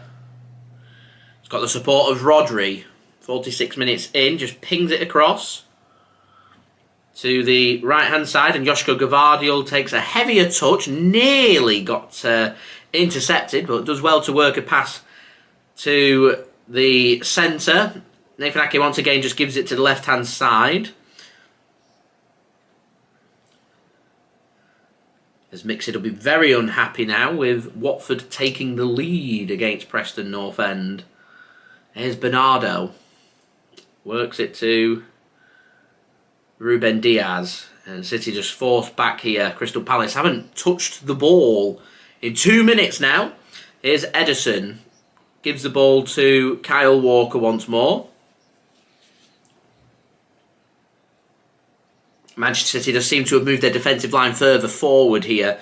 Does mean City may be prone to the potential counter-attack. It depends on how much Crystal Palace are prepared to commit forward. This goes 2-0. It's game, set and match as far as I'm concerned. That's the risk for Palace, but they're 1-0 down. They have to do something as far as I'm concerned. And here they are coming forward. Phil Foden does really well there to potentially make the interception. And Crystal Palace still managed to play the ball forward here. And here is Olise on the right-hand side. Josko Gvardiol does well just to get Olise's back turned and eventually goes out of play for a throw into Crystal Palace. Pep Guardiola already crouching down, thinking face on. Throw in for Palace then, just thrown backwards and worked backwards again. Picked up by Joachim Andersen.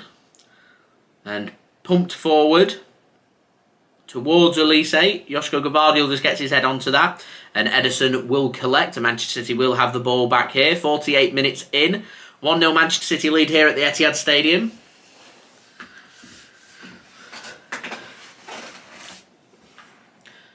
Here's Gvardiol. Inside the Crystal Palace half. Got nowhere to go, so City just work it across the back line. Rodri will be the man committing a little bit further forward. Eventually Nathan Ake gets himself forward and plays a pass forward here to the right-hand side. Bernardo Silva can't get to that, and Tyreek Mitchell will. Only as far as Phil Foden though. Centre to goal, got nowhere to go, gives it to Nathan Ake. A little bit passive this from City at the mo.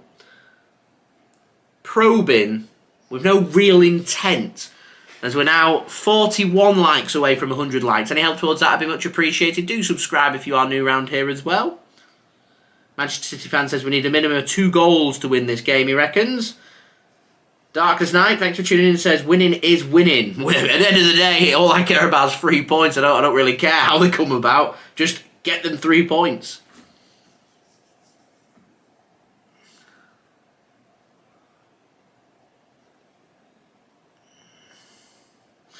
Done with you echoing that as well, saying City need that second goal, kill this game off. Not seen too much from Palace so far, but here they are coming forward. Cross comes in, header won by Ruben Dias. It's a head injury. I thought the referee, was going to stop the game, but he doesn't. No danger to Ederson in goal for Manchester City, and City can come away with the ball now. Bernardo Silva in the centre, works it to Josko Gvardiol, back to Bernardo Silva. He's got Jack Grealish further ahead of him, gives it to Gvardiol. He plays the ball into the channel looking for Jack Grealish. It's intercepted, but out for a throw into City just next to Crystal Palace's corner flag. So City have got the ball in the right area here. Grealish will give that throw in up to Josko Gvardiol. Hopefully City have been improving on these foul throws that we saw quite a bit of, albeit some pretty dodgy against Luton given from the referee that weren't foul throws, but there was a couple I thought that were foul throws. Nothing too dodgy about City's throw-ins today, which is good. Already mentioned how quick the ball boys have been in getting that ball to the players and getting that ball back in play as quickly as possible. Here is Ruben Dias for Manchester City now. Gives it to Nathan Ake. Jack Grealish just stumbled upon himself and slows City down. So Grealish has to work the ball to Nathan Ake instead. There's no real space anywhere for City. They're going to have to be a bit smarter here. Grealish gets clipped, goes down, and that will be a free kick to Manchester City in a good position for us to put something challenging into the box as Chelsea, through former Manchester City man Cole Palmer, take the lead against Sheffield United at Stamford Bridge.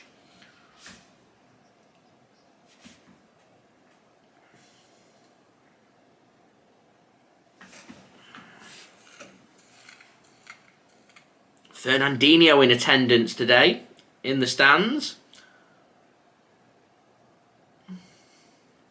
which is great to see.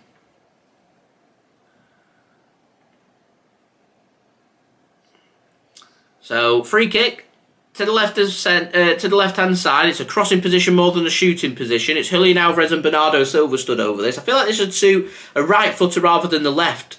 And it is going to be Julian Alvarez. Whips one in and it comes off nobody. Cross comes shot. It's Julian Alvarez into the back of the net. And there is that killer second goal that Manchester City have been looking for. Oh, the flag's up. Goal's not going to count. There's no touch on the ball. So cross comes in. He's offside, yeah. There's no touch, but to me he is interfering with play because the goalkeeper doesn't know whether Rodri's going to head that ball. He ducks and leaves it. He's in an offside position and it's a very simple decision for them to make and it is offside. So we thought we'd got that killer second goal. A good tactic. I'm a little bit disappointed that the run's not been timed by Manchester City. I'm always so disappointed on set pieces if you aren't timing your runs properly. You shouldn't be offside from free kicks, in my opinion. You're able to look across that line. You know where the nearest defender is. You mistimed your run. And if they'd timed the run there, it would have been a really well-worked goal for Manchester City. As it is, bit more patience needed. Hopefully we won't have to wait too long to get that killer second goal. Mixed will be very disappointed. Watford now 3-1 up against Preston. Here's Jack Grealish for Manchester City. City's urgency's just been improved and there is the goal for Manchester City. And it's Rico Lewis into the back of the net. I said we might need a little bit more patience. We only had to wait, 60 seconds? Julian Alvarez's goal offside, interfering with play. Doesn't look like there's anything wrong with Rico Lewis's finish and goal. And there is that killer 2-goal cushion. City 2-0 up. And you think that's probably going to be the 3 points here at the Etihad as well. Lovely, lovely finish from Rico Lewis. He had a good performance midweek against Red Star Belgrade. Putting another good performance here for City and getting his reward, getting a goal as well. So good finish from Rico Lewis. I think it might be an assist for Rodri. Irony. Bournemouth have an equaliser against Luton Town. Just waiting for the referee to make sure that it is going to be given. VAR, you never know these days. Doesn't look like there's anything wrong with the goal for me. No offsides or anything. No handballs. There is a VAR check. What are they checking for? Possible handball? What? Oh, give over. What is this? I think the goal's been given. There you go. Goal given. Rico Lewis then with the goal. Delighted for him. Oh. Proper takes the buzz away from a goal, doesn't it, VAR?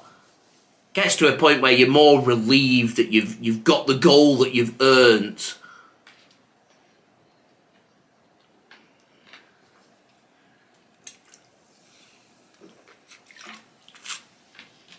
There's City then coming for that third goal that will give us 3 points, you'd think. Blue Moon rings out around the Etihad.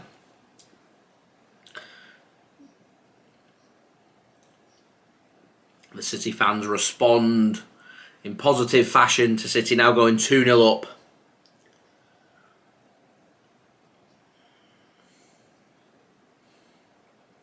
Here is Rodri, as Swansea find an equaliser against Middlesbrough. Oh, it's a great touch from Bernardo. It's a great ball as well into the penalty area. Kyle Walker, ball into the box. It's deep. Grealish picks it up. Josko Gvardiol now. Jack Grealish wanted it back. He doesn't get it back. Not yet anyway. Grealish had to drop into a much deeper position.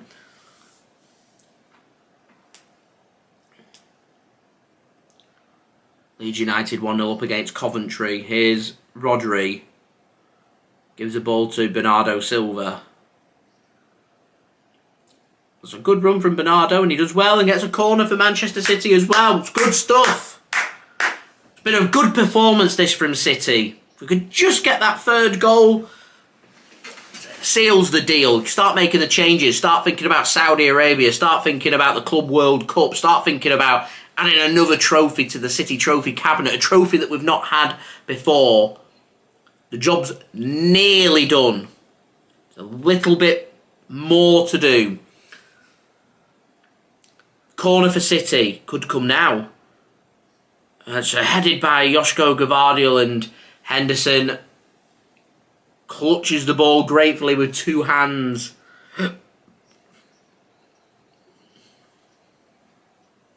And remains 2-0 to Manchester City. Approaching the hour mark now.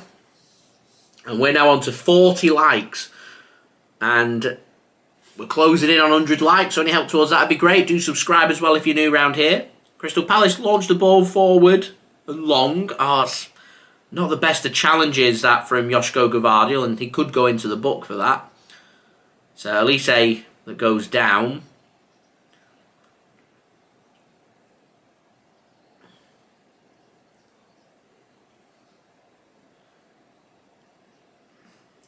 Yeah, he just sticks a foot out, goes down, free kick given. Nothing more in it. It's one of them that in real time I think looked nastier than in slow motion. You don't often get that. It looked like in real time, like he dragged his studs down the shin of Olise. Just a light touch. Free kick, nothing more. For Crystal Palace, some defending for City to do as Chelsea are 2-0 up. Jackson with a second goal for Chelsea, and that's probably going to be 3 points for them against Sheffield United. Olise then, ball into the box, headed clear by Manchester City. I think it was Rodri that's got his head onto that. Mitchell works the ball forward again, looking for Olise, headed clear by Phil Foden. That's going to be given away by Crystal Palace, and Jack Grealish gets away with that one. Phil Foden can get his foot onto that, and he gets a free kick for Manchester City as well.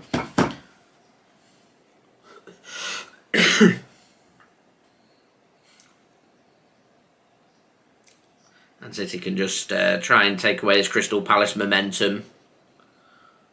They were looking to try and build, try and push forward. I imagine they'll try and get players committed forward, try and get back into this game sooner rather than later. It means there will probably be space.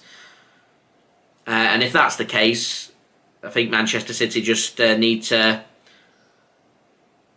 try and kill this game off. I imagine if City grab a third, Crystal Palace will probably say that's that, damage limitations. We're not going to keep going forward. We're just going to try and see it out. A 3-0 loss at the Etihad at the end of the day isn't going to have much of an impact on their season. It's been these results that they've had against the likes of Luton and Bournemouth and Everton down at the bottom is why Crystal Palace are slowly but surely being dragged into a potential situation towards that relegation zone in the Premier League. I imagine Crystal Palace probably be wanting that Bournemouth-Luton match to finish level, to be fair. They'll be happy that Sheffield United are losing. They'll be hoping probably that Everton and Burnley later finishes level as well. There's not too much damage to their season, and they have a difficult away match against Manchester City already chalked off. The fans seem to be making more noise. The fans seem to be more relieved and happy, and Newcastle have broken the Fulham resistance at St James's Park, leading by a goal to nil. It's Lewis Miley with the goal for Newcastle United. Hull City have gone 3-0 up at home against Cardiff City. Manchester City coming forward here. Julian Alvarez turns. Jack Grealish, goal scorer for City's first goal. Works it to Alvarez once more. Centralised. Here is Ruben Dias. Plays the ball to the right-hand side. Bernardo Silva up against Mitchell. He's got the support of Walker. Doesn't use him yet. May use him now. Does use him now. Kyle Walker's touch is heavy, and Crystal Palace managed to get a throw in from that as well. There we go.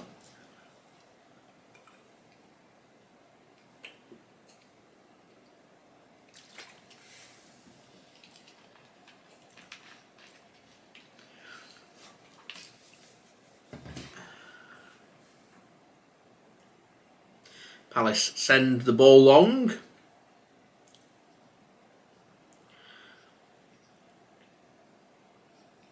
Here's Nathan Ake. Gives it to Rodri. There was a run of Rico Lewis then, not used. Rico Lewis asks, why did the pass never come in then? He was clear in. He had space to run into. Nathan Ake in the meantime gets forward. Phil Foden works the ball out. Oh, desperately unlucky from Bernardo Silva. Out for a corner, I think. Dean Henderson managed to make the save there. It just fell really nicely to Bernardo Silva's left foot. He whips the ball. Keeper at full stretch. He's injured himself in the process of making the save. So well struck ball by Bernardo Silva. It's an excellent save. Absolutely mesmerising save by Dean Henderson.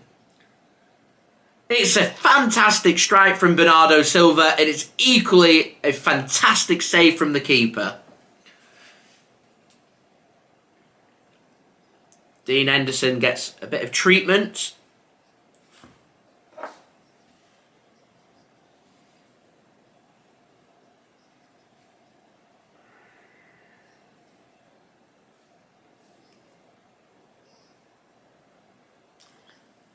While the keeper receives some treatment, you get a highlight of Rico Lewis's goal. Julie, I reckon 3-0 Liverpool tomorrow. Potentially 4-0 Liverpool. I don't see anything other than a Liverpool win. United all over the shop. Out of the Champions League in 4th place. Out of Europe completely. Off the pace in the Premier League. Not brilliant. Corner for City then. Julian Alvarez to take. Whipped in. Header won by Crystal Palace. As Southampton 2-0 up against Blackburn. Portsmouth 2-0 up away from home against Shrewsbury. Mansfield 3-1 up away against Crawley. Plymouth now taking the lead 2-1 up against Rotherham at home. Here is Phil Foden. Gives the ball to Rico Lewis. Rodri now. To Kyle Walker. Now Nathan Ake coming forward for Manchester City. Rico Lewis again screaming for the ball. Feels like he's in a good position. Doesn't get the ball. Phil Foden to Julian Alvarez. Jack Grealish had just committed and made the run. So it goes beyond him. And Crystal Palace win themselves a free kick. Olise. I've been impressed with Olise today. I know Manchester City were linked with him in the summer. Notts County got a goal back against Harrogate.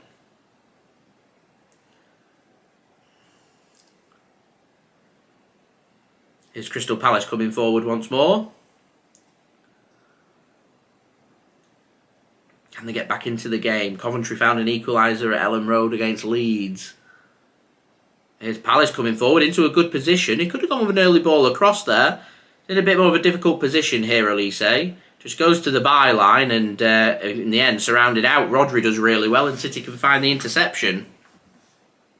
Jack Grealish now to Rodri. Brilliant work from Rodri to Rico Lewis. Rico Lewis will just give the ball back to Ederson, and that will allow Manchester City just to spread the play, spread the players around, and City can have that ball retention that they'll be looking for. That's how City are going to look for control in this game. We're 2-0 up. Don't need to take them risks. I'm looking for a clean sheet for City today as well, which would be good. In the end, just all-round sensible play for Manchester City. And this has been a really solid, comfortable performance for City. The exact performance I think that we were looking for. After picking up 4 disappointing consecutive results in the Premier League, to grind out a good win away from home against Luton and come in with a clean, comprehensive performance the week after against Crystal Palace. It's exactly what we're looking for. Exactly what we're looking for. Sets things really nicely up for the Club World Cup. And sets things really nicely up for the finale to 2023. Away match against Everton, home match against Sheffield United. 2 teams fighting down at the bottom of the table. Won't be easy games, but to me, they're 2 winnable games for Manchester City. And it's all about building on that momentum. It's difficult to get that momentum back after losing your momentum. We've managed to do that, and now it's about keeping that momentum. Improving game on game and getting better and better. And the best thing City can do if we go on to win this game, which is looking good that we're going to go and do, is win on Tuesday. Get to the final of the Club World Cup. Win that match as well. It's what City have got to be looking for. Ball comes into the box from City. Falls to Jack Grealish, and a shot comes in from Nathan Ake. Ping-pongs around. Comes off Nathan Ake and out for a goal kick.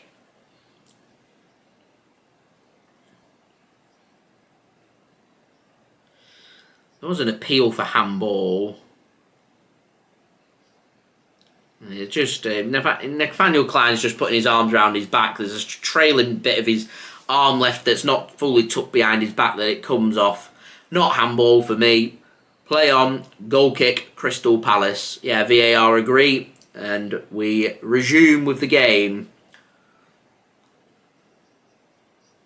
Oldham turned it all around, 2-1 up away at Solihull. Carlisle found an equaliser at home against Northampton, and no sooner were Notts County back in it against Harrogate. Back out of it again, 3-1 Harrogate. As we're now 38 likes away from 100 likes, so any help towards that would be great. Do subscribe as well if you're new around here. We will have a live watch along, of course, for City's Tuesday night game in the Club World Cup for you guys to enjoy as Wrexham go 2-0 up against Colchester. Newcastle double their lead through Miguel Almiron against Fulham. And that'll be 3 points there for you think, for City, for Newcastle and for Chelsea. Pretty tense between Bournemouth and Luton in the other 3 PM game in the Premier League. 1-1 at the moment. And I think at this point now, I'd like to see Oscar Bobb and Matheus Nunes come on for Manchester City. A reward for their good performance against Red Star Belgrade away. Give them 20 minutes here to help City get the job done and pick up an important 3 points in the Premier League. City aren't really looking that tired. Have taken a good opportunity to rest a lot of players midweek. It's almost like Manchester City have got a chance to have a little bit of a winter break next week. And I'm not saying that City won't need to get out of second gear to win the games, but if Man City don't go on to win the Club World Cup, I'll be very disappointed. The quality that City have got, the finances that are available to Manchester City, the players that we've brought in and how well run we are, I'll be disappointed not to win it. We're, to me, a country mile the best team there. How often do you see the European teams that win the Champions League go on to win the Club World Cup? I'll be very disappointed if City don't do that, and they've got the motivation there that they've not won it before. So hopefully we can, and hopefully put in a couple of good performances as well. Do the team a world of good, an opportunity to get some more minutes for some more players as well. So maybe it's not the last time we've seen Kalvin Phillips in a Manchester City shirt tucking that penalty away against Red Star.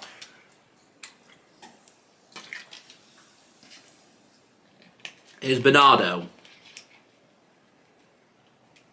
It's great from Kyle Walker. Turns and keeps possession for Manchester City. Here's Bernardo now. Work to Rodri. That's chipped in nicely. Rico Lewis gets a touch onto it. Finds Bernardo Silva. Works to the edge of the penalty area. Here's Kyle Walker. Nathan Ake might sit nicely for him here. It did sit nicely for him. He chooses not to have the shot though. Here's Jack Grealish. Works the ball back into the centre to Ruben Dias. That low block in place from Palace once more. Here's Bernardo Silva. What can City do? Forced to the outside. Has to go backwards. Into the centre. Here's Rodri. Tries to chip a ball in. And Crystal Palace defend well. John, spot on. FA Cup.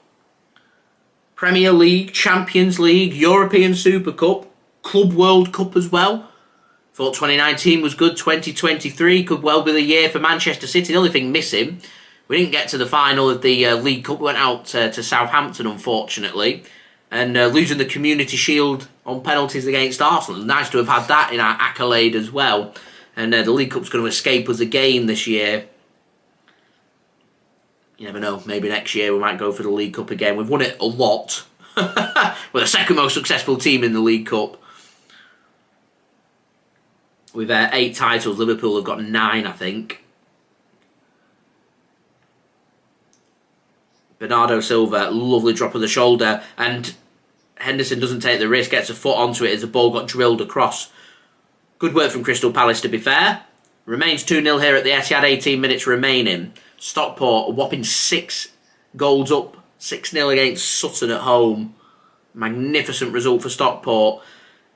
Here's Olise up against Nathan Ake. Does so well. He's been a shining light, I think, for Crystal Palace. Olise, I think he probably knows Manchester City are watching and taking an interest, so he's upping his game, trying to impress his potential new suitors at some point. And he's played a good game, I think. He's looked like Crystal Palace's best player. He's looked like the player that's going to make something happen in this game. I wonder if you might see Eberechi Eze come on at some point. He's also been linked with a move to City. Newport 1-0 up against Grimsby. Mixid will be really unhappy. 1-0 up to be 4-1 down against Watford. Really poor. Yeah, Mixid commenting that now. 4-1 Watford at Deepdale. Very poor from PNE. 1-0 up to 4-1 down. I'm sure he's happy he's not gone, I'm sure, today. Very poor from Preston North End. You just feel like the season's just slowly drawing out into nothing. Even though they're sitting close to the playoffs, just been very inconsistent over the last few weeks. Very inconsistent. I think Preston are too good to go down. Not good enough to make the playoffs. They're just going to sit somewhere in that middle pack. Probably like, 11th to 15th, somewhere between there.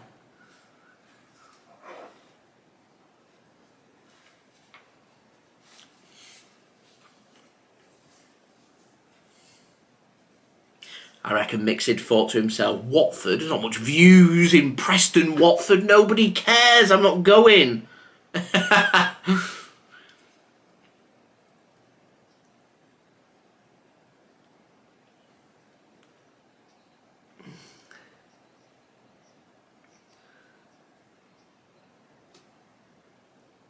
Ball comes forward from Palace. It's not very good. It's cut off from City and it's not a good pass from Rodri. Not often I get to say that.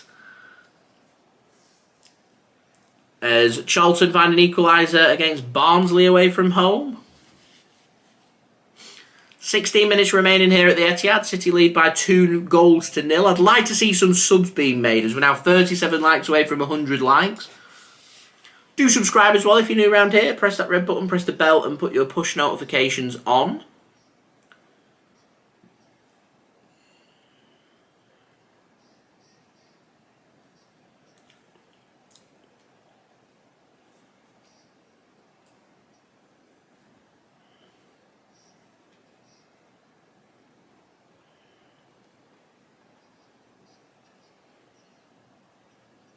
Ball comes forward from Palace. Great touch from Mateta.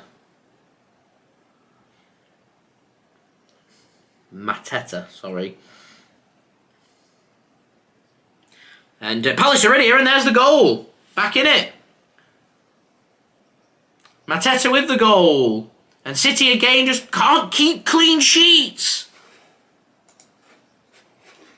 And 15 minutes remaining. There's work for City to do.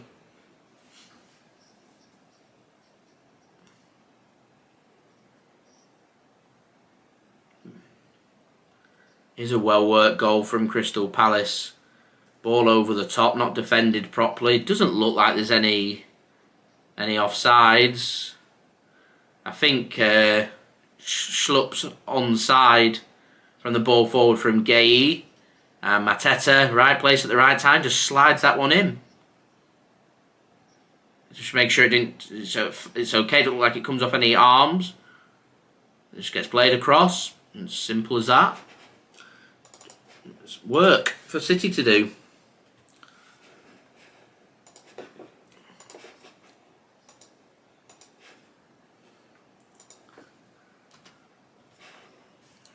And as I said, grandstand finish. And I just feel like Manchester City are a bit guilty here of being a bit complacent, a bit lackadaisical. I wanted to see City just continue to push on and look for a third goal. They haven't really looked like scoring since going 2-0 ahead. They look too comfortable, City. Too comfortable. And City come forward looking for that 2-goal cushion, and Crystal Palace now have got a bit between the teeth. Will just obviously look to try and make sure they don't concede for the next couple of minutes, will be the first aim. But you fancy that Crystal Palace will have some kind of opportunity. Commentator just says there's Crystal Palace's first shot on target in the game, and they find a goal. 888, I think you're spot on there, mate. So you can see a bit of enthusiasm in Palace now. Do need to be careful. I think City are just guilty here of just being too comfortable in this game. Too comfortable. Hopefully City can find that edge. As I was saying before, it'd be nice to see City make some subs, get some fresh legs on the pitch. Crystal Palace now looking to find some space.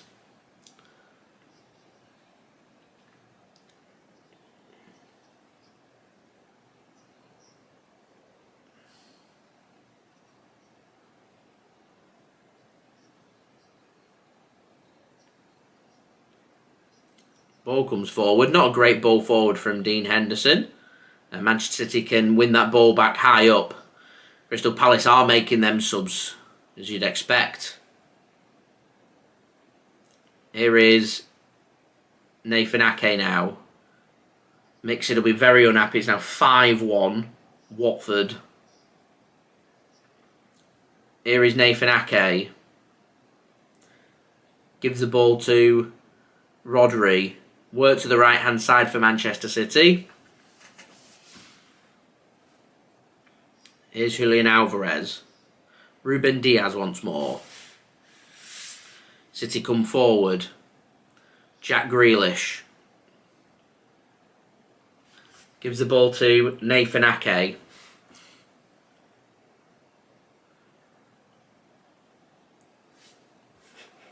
Don't forget, guys, do leave a thumbs up. 36 likes away from 100 likes. Let's get them likes up. That'd be fantastic.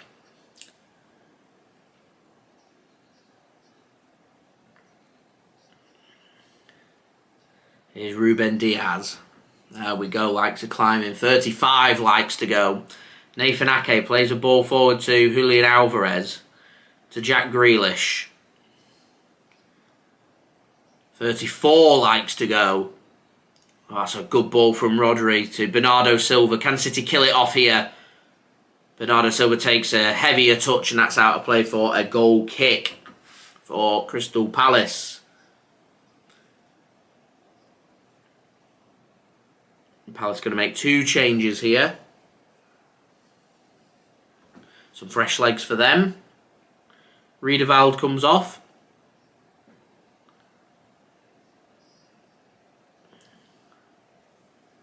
And Amahara comes on. And Jeffrey Schlupp with the assist comes off.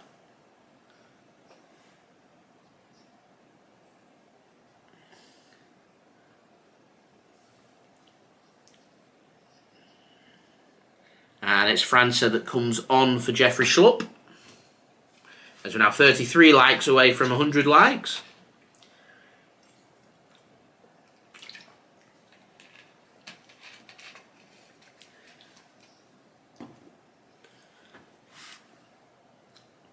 Crystal Palace, lack of communication there between defender and goalkeeper.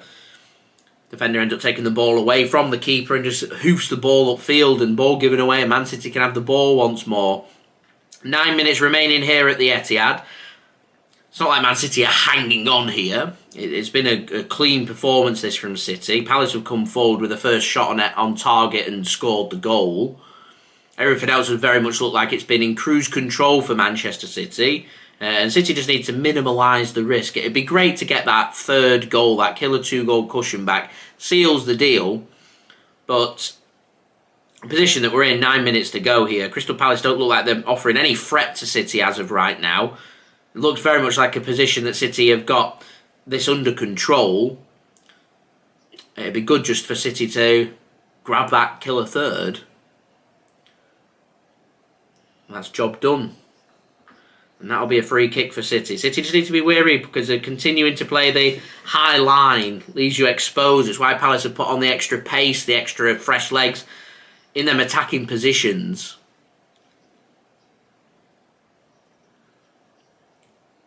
Ball gets worked to Jack Grealish then.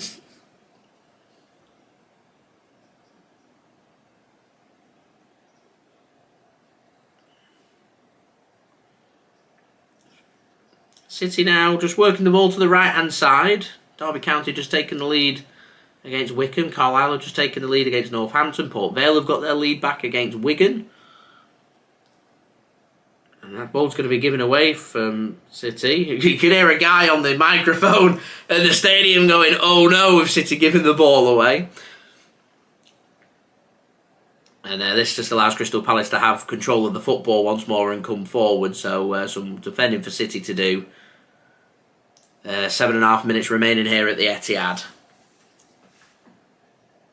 Here's Nathaniel Clyne coming forward for Crystal Palace.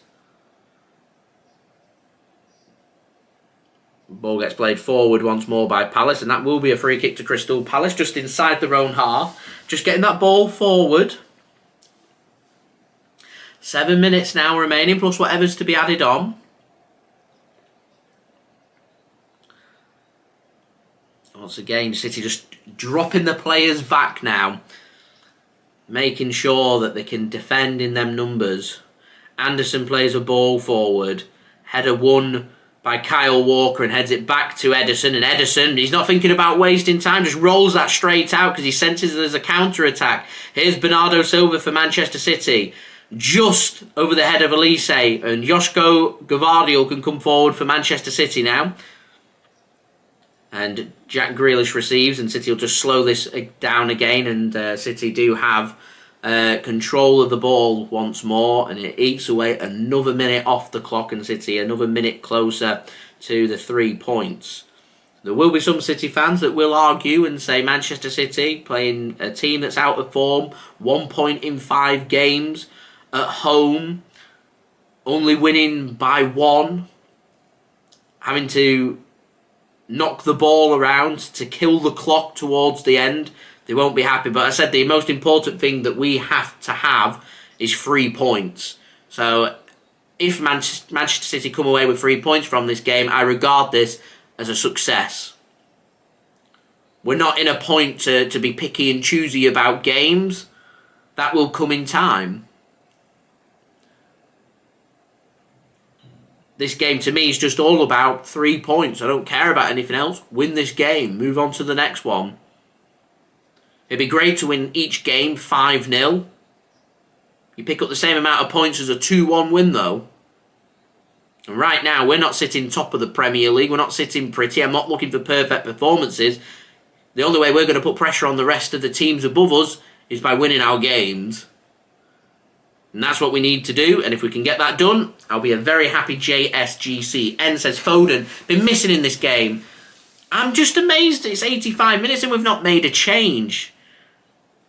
I'd love to have seen a Matheus Nunes, a team that's putting a low block in place. Someone like Matheus Nunes, he was like Yaya Toure against Red Star Belgrade. Him doing bursting runs through midfield and defenders, just strips defenders away. Creates that little bit of space. It could cause a lot of problems. There's been a lot of ricocheted going on in this game. A lot of ping-ponging of the ball. Someone like Matheus Nunes could be the difference maker for me. Once more, City just working their way out of trouble, and they get a free kick with Crystal Palace stepping forwards as Newcastle do what City couldn't. And that's their third goal against Fulham. It seals the deal, takes all pressure away. Fulham killed off. It will be 3 points for Newcastle. Manchester City's inability to keep clean sheets means we've got 4 minutes to wait, plus whatever's to be added on. As we're now 32 likes away from 100 likes. Foden does so well. It's a good pass. Here's Jack Grealish coming forward. If we can get it right, it could have been a 3-on-3. Lewis works it to the right. Bernardo into the penalty area. Bernardo with a shot and a good save from Henderson once more. Tips it away from the danger zone. It will go out for a throw into Manchester City, but it keeps it at 2-1 as Sheffield Wednesday find a massive equaliser at home against Queen's Park Rangers. Throw in for Manchester City.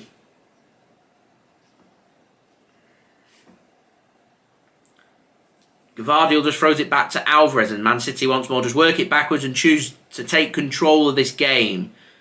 City can't concede if we have the ball is the philosophy. Ball gets played into the channel. Goalkeeper comes out, heads it clear. A touch comes in from Bernardo, but Crystal Palace can receive the ball and knock the ball forward, and Kyle Walker done for pace there.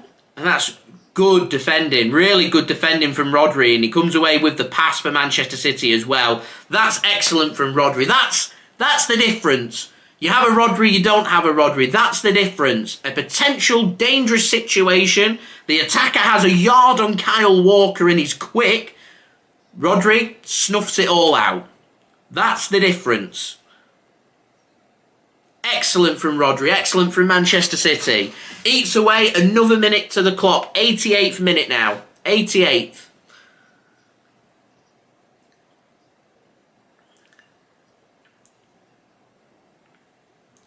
Rotherham find an equaliser, could be a big point for them if they can hold on at Plymouth. Wrexham 2-1 now. Tense ending there. Tense ending here. Maldini style, I like the comparison. Bolton get a goal back against Bristol Rovers. Here's Jack Grealish. Works the ball back to Nathan Ake. Great pass into the channel. Phil Foden drops deep. It's twice he's done that now in the last couple of minutes, and it's worked very effectively for Manchester City. Just opens that space up, draws the defender. There's space everywhere for City if they want to use it. I would recommend that they do. Here's Manchester City coming forward once more. Bernardo Silva nearly gives the ball away. Does well to keep hold of the ball. Referee plays the advantage. And City can continue to come forward here.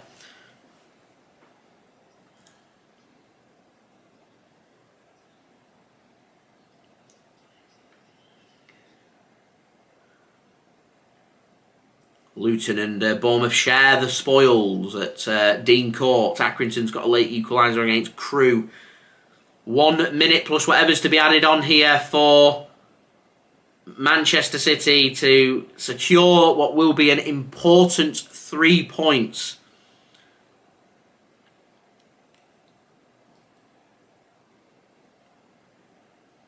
Here is Rico Lewis. Nathan Ake, back to Rico Lewis once more.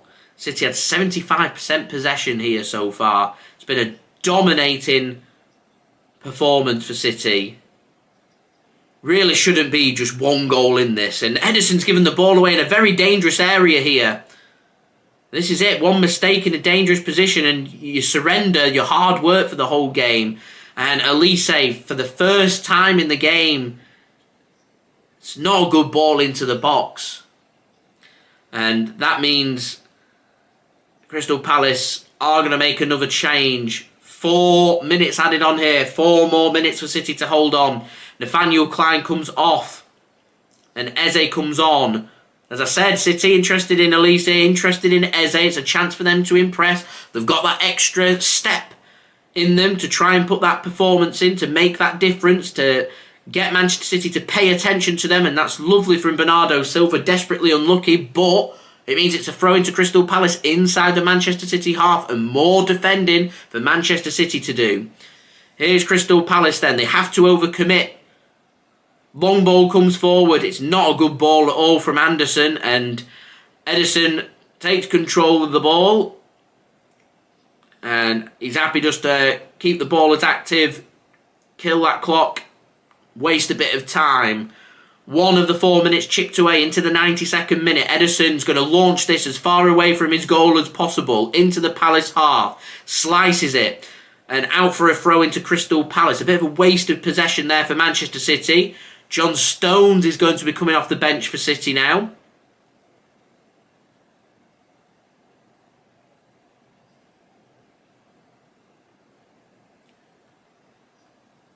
Ball comes forward for Palace and Olise in acres of space here. Here is Olise into the penalty area. Back heel comes in. Ball I thought was going to come across from Richards. It doesn't. It falls nicely. It's a great block from Rico Lewis. Great block from Rico Lewis. He finds the pass to Alvarez. The City fans are encouraging. They want City to pursue that goal, to kill this game off. City just happy to have the possession. Gvardiol makes a really nice pass to Phil Foden. And he just... heavy touch. Heavy touch from Phil Foden. And here's Palace now into another good position in the penalty area. Cross comes in.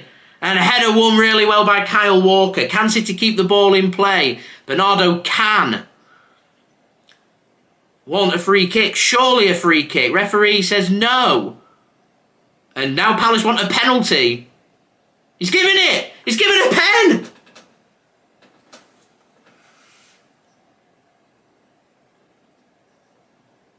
Oh my God.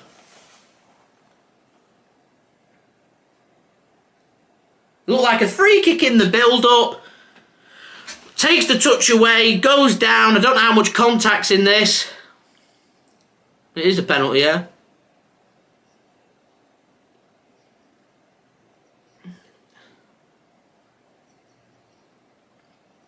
And it goes down. The question is, does Foden kick the ball? And this is a disaster for Manchester City. We drop points here. This is an absolute disaster.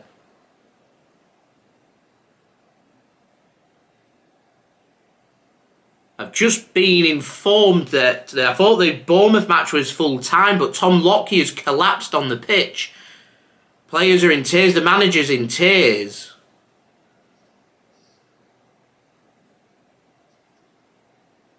Shit, what has happened there?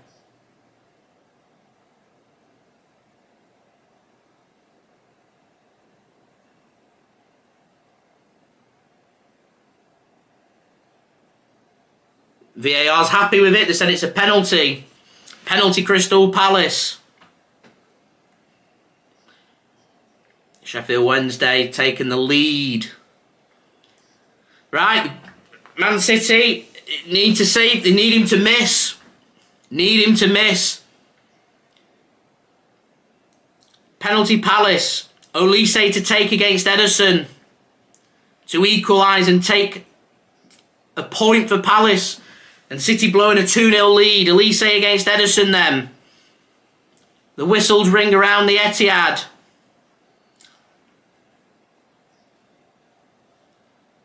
And there's the goal. 2-2. And City have blown it.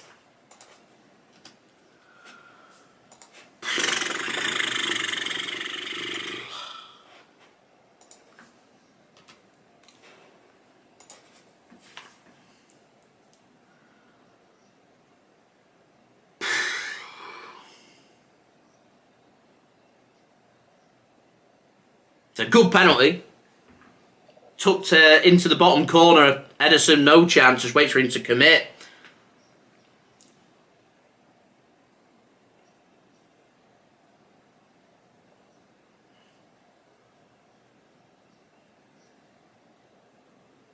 Rico Lewis comes off and Johnstone comes on. Stockport 8-0 up against Sutton now. It's a great penalty from Olise. He just waits for the keeper to commit and just waits for him to move. He takes the dummy and waits for him to move. And just waits for him to commit and puts it into the back of the net. Ederson, the problem Ederson has there is he commits.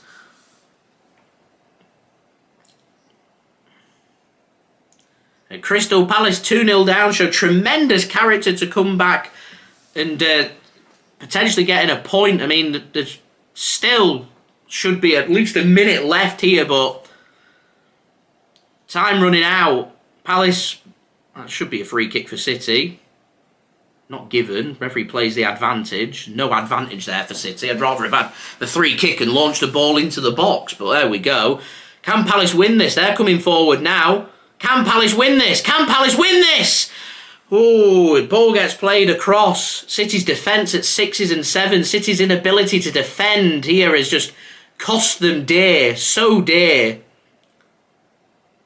And that'll be a throw-in for Crystal Palace. Manchester City just haven't managed this situation at all. Not managed this situation at all. And this to me is one of the most disappointing collapses that we've had. I've criticised against Liverpool, against Chelsea, I've criticised against Spurs. We never got into them positions to be the 2-goal cushion. We have the 2-goal cushion in this game and yet still found a way to blow it. City getting frustrated now, but it's just, at the end of the day, it's just not been good enough for City. Crystal Palace have done very little in this game. Yet they've come away with 2 goals and are coming away with a point. Defensively, it's just not good enough for City. I said I can forgive because it's any which way to win. But they're not winning. They're not going to win this game. So it opens up a can of worms. It opens up them problems again for Manchester City. It really does. The club should be looking at this, looking at the results and how they're playing and how they're defending. It should cause concern because I've been concerned now for weeks. Palace have the shot. The boos ring out round the Etihad. I don't think that's for the players. I think that's more for the referee. But is that because they thought there was a foul in the build-up to the penalty? Because it was a nailed-on penalty as far as I'm concerned. And that's just all round a disappointing result. For 75 minutes of the game, Manchester City were in cruise control. They were too comfortable. That's the lesson here. But there's just no margin for error for Manchester City. You want to win a Premier League, you can't afford to be dropping points at home. 3 consecutive home games. Dropping points, you cannot afford to do that. Villa, Liverpool, Arsenal, it's advantage them. We don't play again till after Christmas. We're going to have a game in hand and we're falling further and further behind. I'm prepared to bet to you guys we'll be outside of the top 4 when we next play.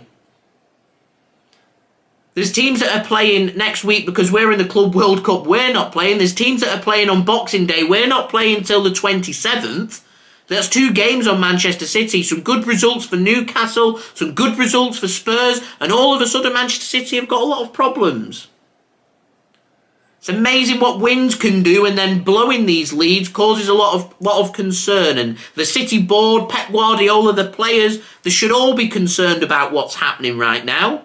They should be really concerned by it, because it, quite frankly, is not good enough. At the end of the day, we can speak about the Liverpool game, we can speak about that Chelsea game, the Spurs game, the Villa game, but you're not beating Crystal Palace at home. Following that with disappointing results against other teams around us at the top, you aren't going to win the Premier League. We've had disappointing results before at the Etihad. It happens season upon season where we drop points where we shouldn't be dropping points against teams who are struggling. Brentford last season happened. These results happen. Never causes me that much concern. It does cause me concern that we're getting a killer 2-goal cushion and we're not managing that situation properly. It does cause me concern that now it's 1 win in 6 games for City in the Premier League. That kind of form isn't good enough. It's not good enough, and I think City should be having a real long, hard think about the situation. Pep Guardiola has to rethink things. Because at the moment, it's just not good enough what City are offering. Things are going against Manchester City. They're getting the passion, they're getting the anger, they're getting frustrated by it, so the desire is there. They're just not doing enough about it. And it's frustrating because we've now got the Club World Cup. It's great to be participating. It's a reward for an outstanding achievement from last season. But right now, we're on the verge of not only putting in a competitive competition for a top of the table challenge for the Premier League, right now, I'm more concerned that I'm starting to see Newcastle and Tottenham find a little bit of form.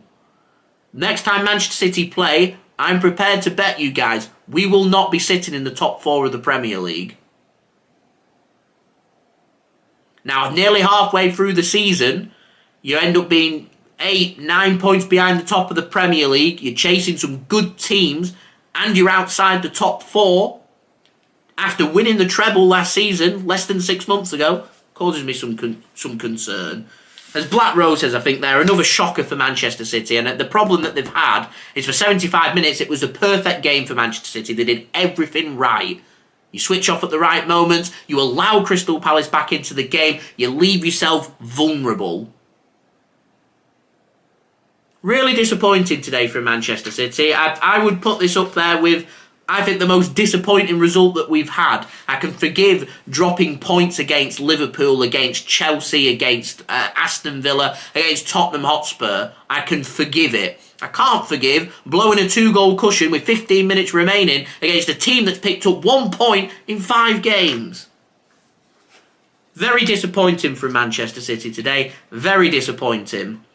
Probably a saving grace that we're able to go to the Club World Cup after this, so we don't have to think about the Premier League, because it's getting to a point. I think this form continues into our last 2 games in 2023. We don't end up beating Everton, and that's not a gimme in our next Premier League game away from home. They're finding their feet very nicely. And Sheffield United at home, I tell you right now, we don't beat Sheffield United at home, the Premier League's done. We're not winning the Premier League. I'll sit here and I'll tell you guys straight, the Premier League's not happening. That record 4 in a row isn't happening if we drop points against Sheffield United. Just how big can you allow that gap to be is the problem. There's difficult away matches coming in the second half of the season. I think the City fans rightfully have the right to be frustrated and annoyed by what they have seen today. And considering I've seen Chelsea and I've seen Newcastle get them goals, them advantages. Chelsea, 2 goals up against Sheffield United, clean sheet, seal the job. Newcastle, they were 2-0 up against Fulham, seal it out, they grabbed a third, sealed the job, job done. They know how to keep clean sheets. Whilst we don't know how to keep clean sheets, these bad results will keep happening. And this was the point I was trying to make to you guys at the beginning of the stream. It's great saying we can go out there and score 2, 3, 4 goals. Fantastic. I'd love to see that. It's very entertaining. It's great to see. Before you get to that stage, we need to keep clean sheets. You need to, if you're scoring 1 goal, it should be enough to win a game. To score 2 goals and be 2-0 up, 100%, 10 times out of 10 should be enough for you to go on and win that game. And it's not happened for Manchester City because they don't know how to defend. They've not managed the situation. Chelsea have managed it today. Newcastle, have managed it today because they know how to do it. City do not. And whilst they don't know how to do that, they're not winning anything this season. Great in the Champions League, would look really good in the Champions League. But while you can't keep clean sheets and you can't defend, we've seen it for ourselves, you aren't winning things. You have to know how to keep them clean sheets. You have to know how to defend. You have to tighten up. 15 minutes remaining. You've got to know how to manage that situation. You've got to know how to defend that out. And City don't. You allow Crystal Palace into it. You allow any Premier League a sniff against us. They'll grab it with both open arms. They'll say thank you very much. Crystal Palace have done very little today. Created 2 chances, scored 2 goals, and they come away from the Etihad with a point. Now that doesn't cause Manchester City any concern. I don't know what will. Love to know your thoughts, guys. Thanks very much for tuning in. We'll be back again Tuesday night for our live watch-along for the Club World Cup. As I said, it's probably a welcome distraction right now for Manchester City and allows us to focus on something else. How many times can Pep Guardiola go into the dressing room and give the players a rocket up the arse before they start to realise actually the problem that they've got here is the quality on the pitch. Not being good enough for Manchester City. They've experimented something new. They're going back more to the back 4. There isn't enough protection in midfield. There's a set system that works really well. It's called Johnstone's is fit. Play him next to Rodri. Have Ruben Dias behind him. Manuel Akanji goes on the right. Nathan Ake goes on the left. Love Kyle Walker to bits, but that's a system and the team that won us a treble. Josko Gvardiol is so young. He's in his first season at Manchester City. You want to give him them moments, but we're at a point where you need results. You need something that's tried and tested. So I'd like to, when the Premier League comes back, see Ederson in goal, Akanji on the right, Ake on the left, Diaz through the middle, Stones and Rodri in front of him for the extra protection. And I think that will sort some defensive problems for Manchester City out. If it doesn't, I don't really have the suggestion for you guys other than Manchester City are going to have a very busy January in trying to get rid of a bit of the fringe players, the deadwood that they don't want, and they may have to go out in the January winter transfer window, potentially bring in a player or two that can try and turn it around, particularly if they want to go with a formation change that's going to be better suited, because at the moment they look very far exposed. There's Kyle Walker. I don't think Pep Guardiola knows how to make Kyle Walker work in this City system. We speak often about players not working in this City system, in particular in attack, but you look at it from a defensive point of view, I'd rather Akanji started ahead of Kyle Walker. I'd rather Nathan Ake starts ahead of Josko Gvardiol. And I'd like to see some passion for some bloody defending to return. I miss the days of Ruben Dias and Johnstone high-fiving each other when they do a good challenge or a good interception, some passion for clean sheets. They're passionate about scoring, they're passionate about winning. You need to be passionate about clean sheets and keeping the ball out of their own net. Because that's equal, that's just as important. It's just as important. Lacking a bit of leadership in the team. And I'm going back, it's so frustrating because we won against Luton, we won against Red Star. I was feeling more optimistic and positive, and I'm just going back to the point I was making 2 weeks ago, 3 weeks, 4, 5 weeks ago, where I just feel like something at Manchester City just isn't right. This result doesn't happen last season. At any point in the season, this doesn't happen as far as I'm concerned. When was the last time Manchester City blew a 2-0 lead in the Premier League at home as well? So disappointing from Manchester City today. So disappointing. I can't even sit here and say there was too much wrong with the performance, because for 75 minutes, there was nothing wrong with the performance.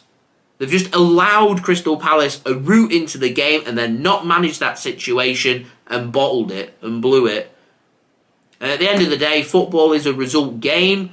And I've gone from having a nice, comfortable Saturday evening to all of a sudden questions being asked left, right and centre. And it all just becomes so frustrating. People are going to overreact to things. It's energy draining.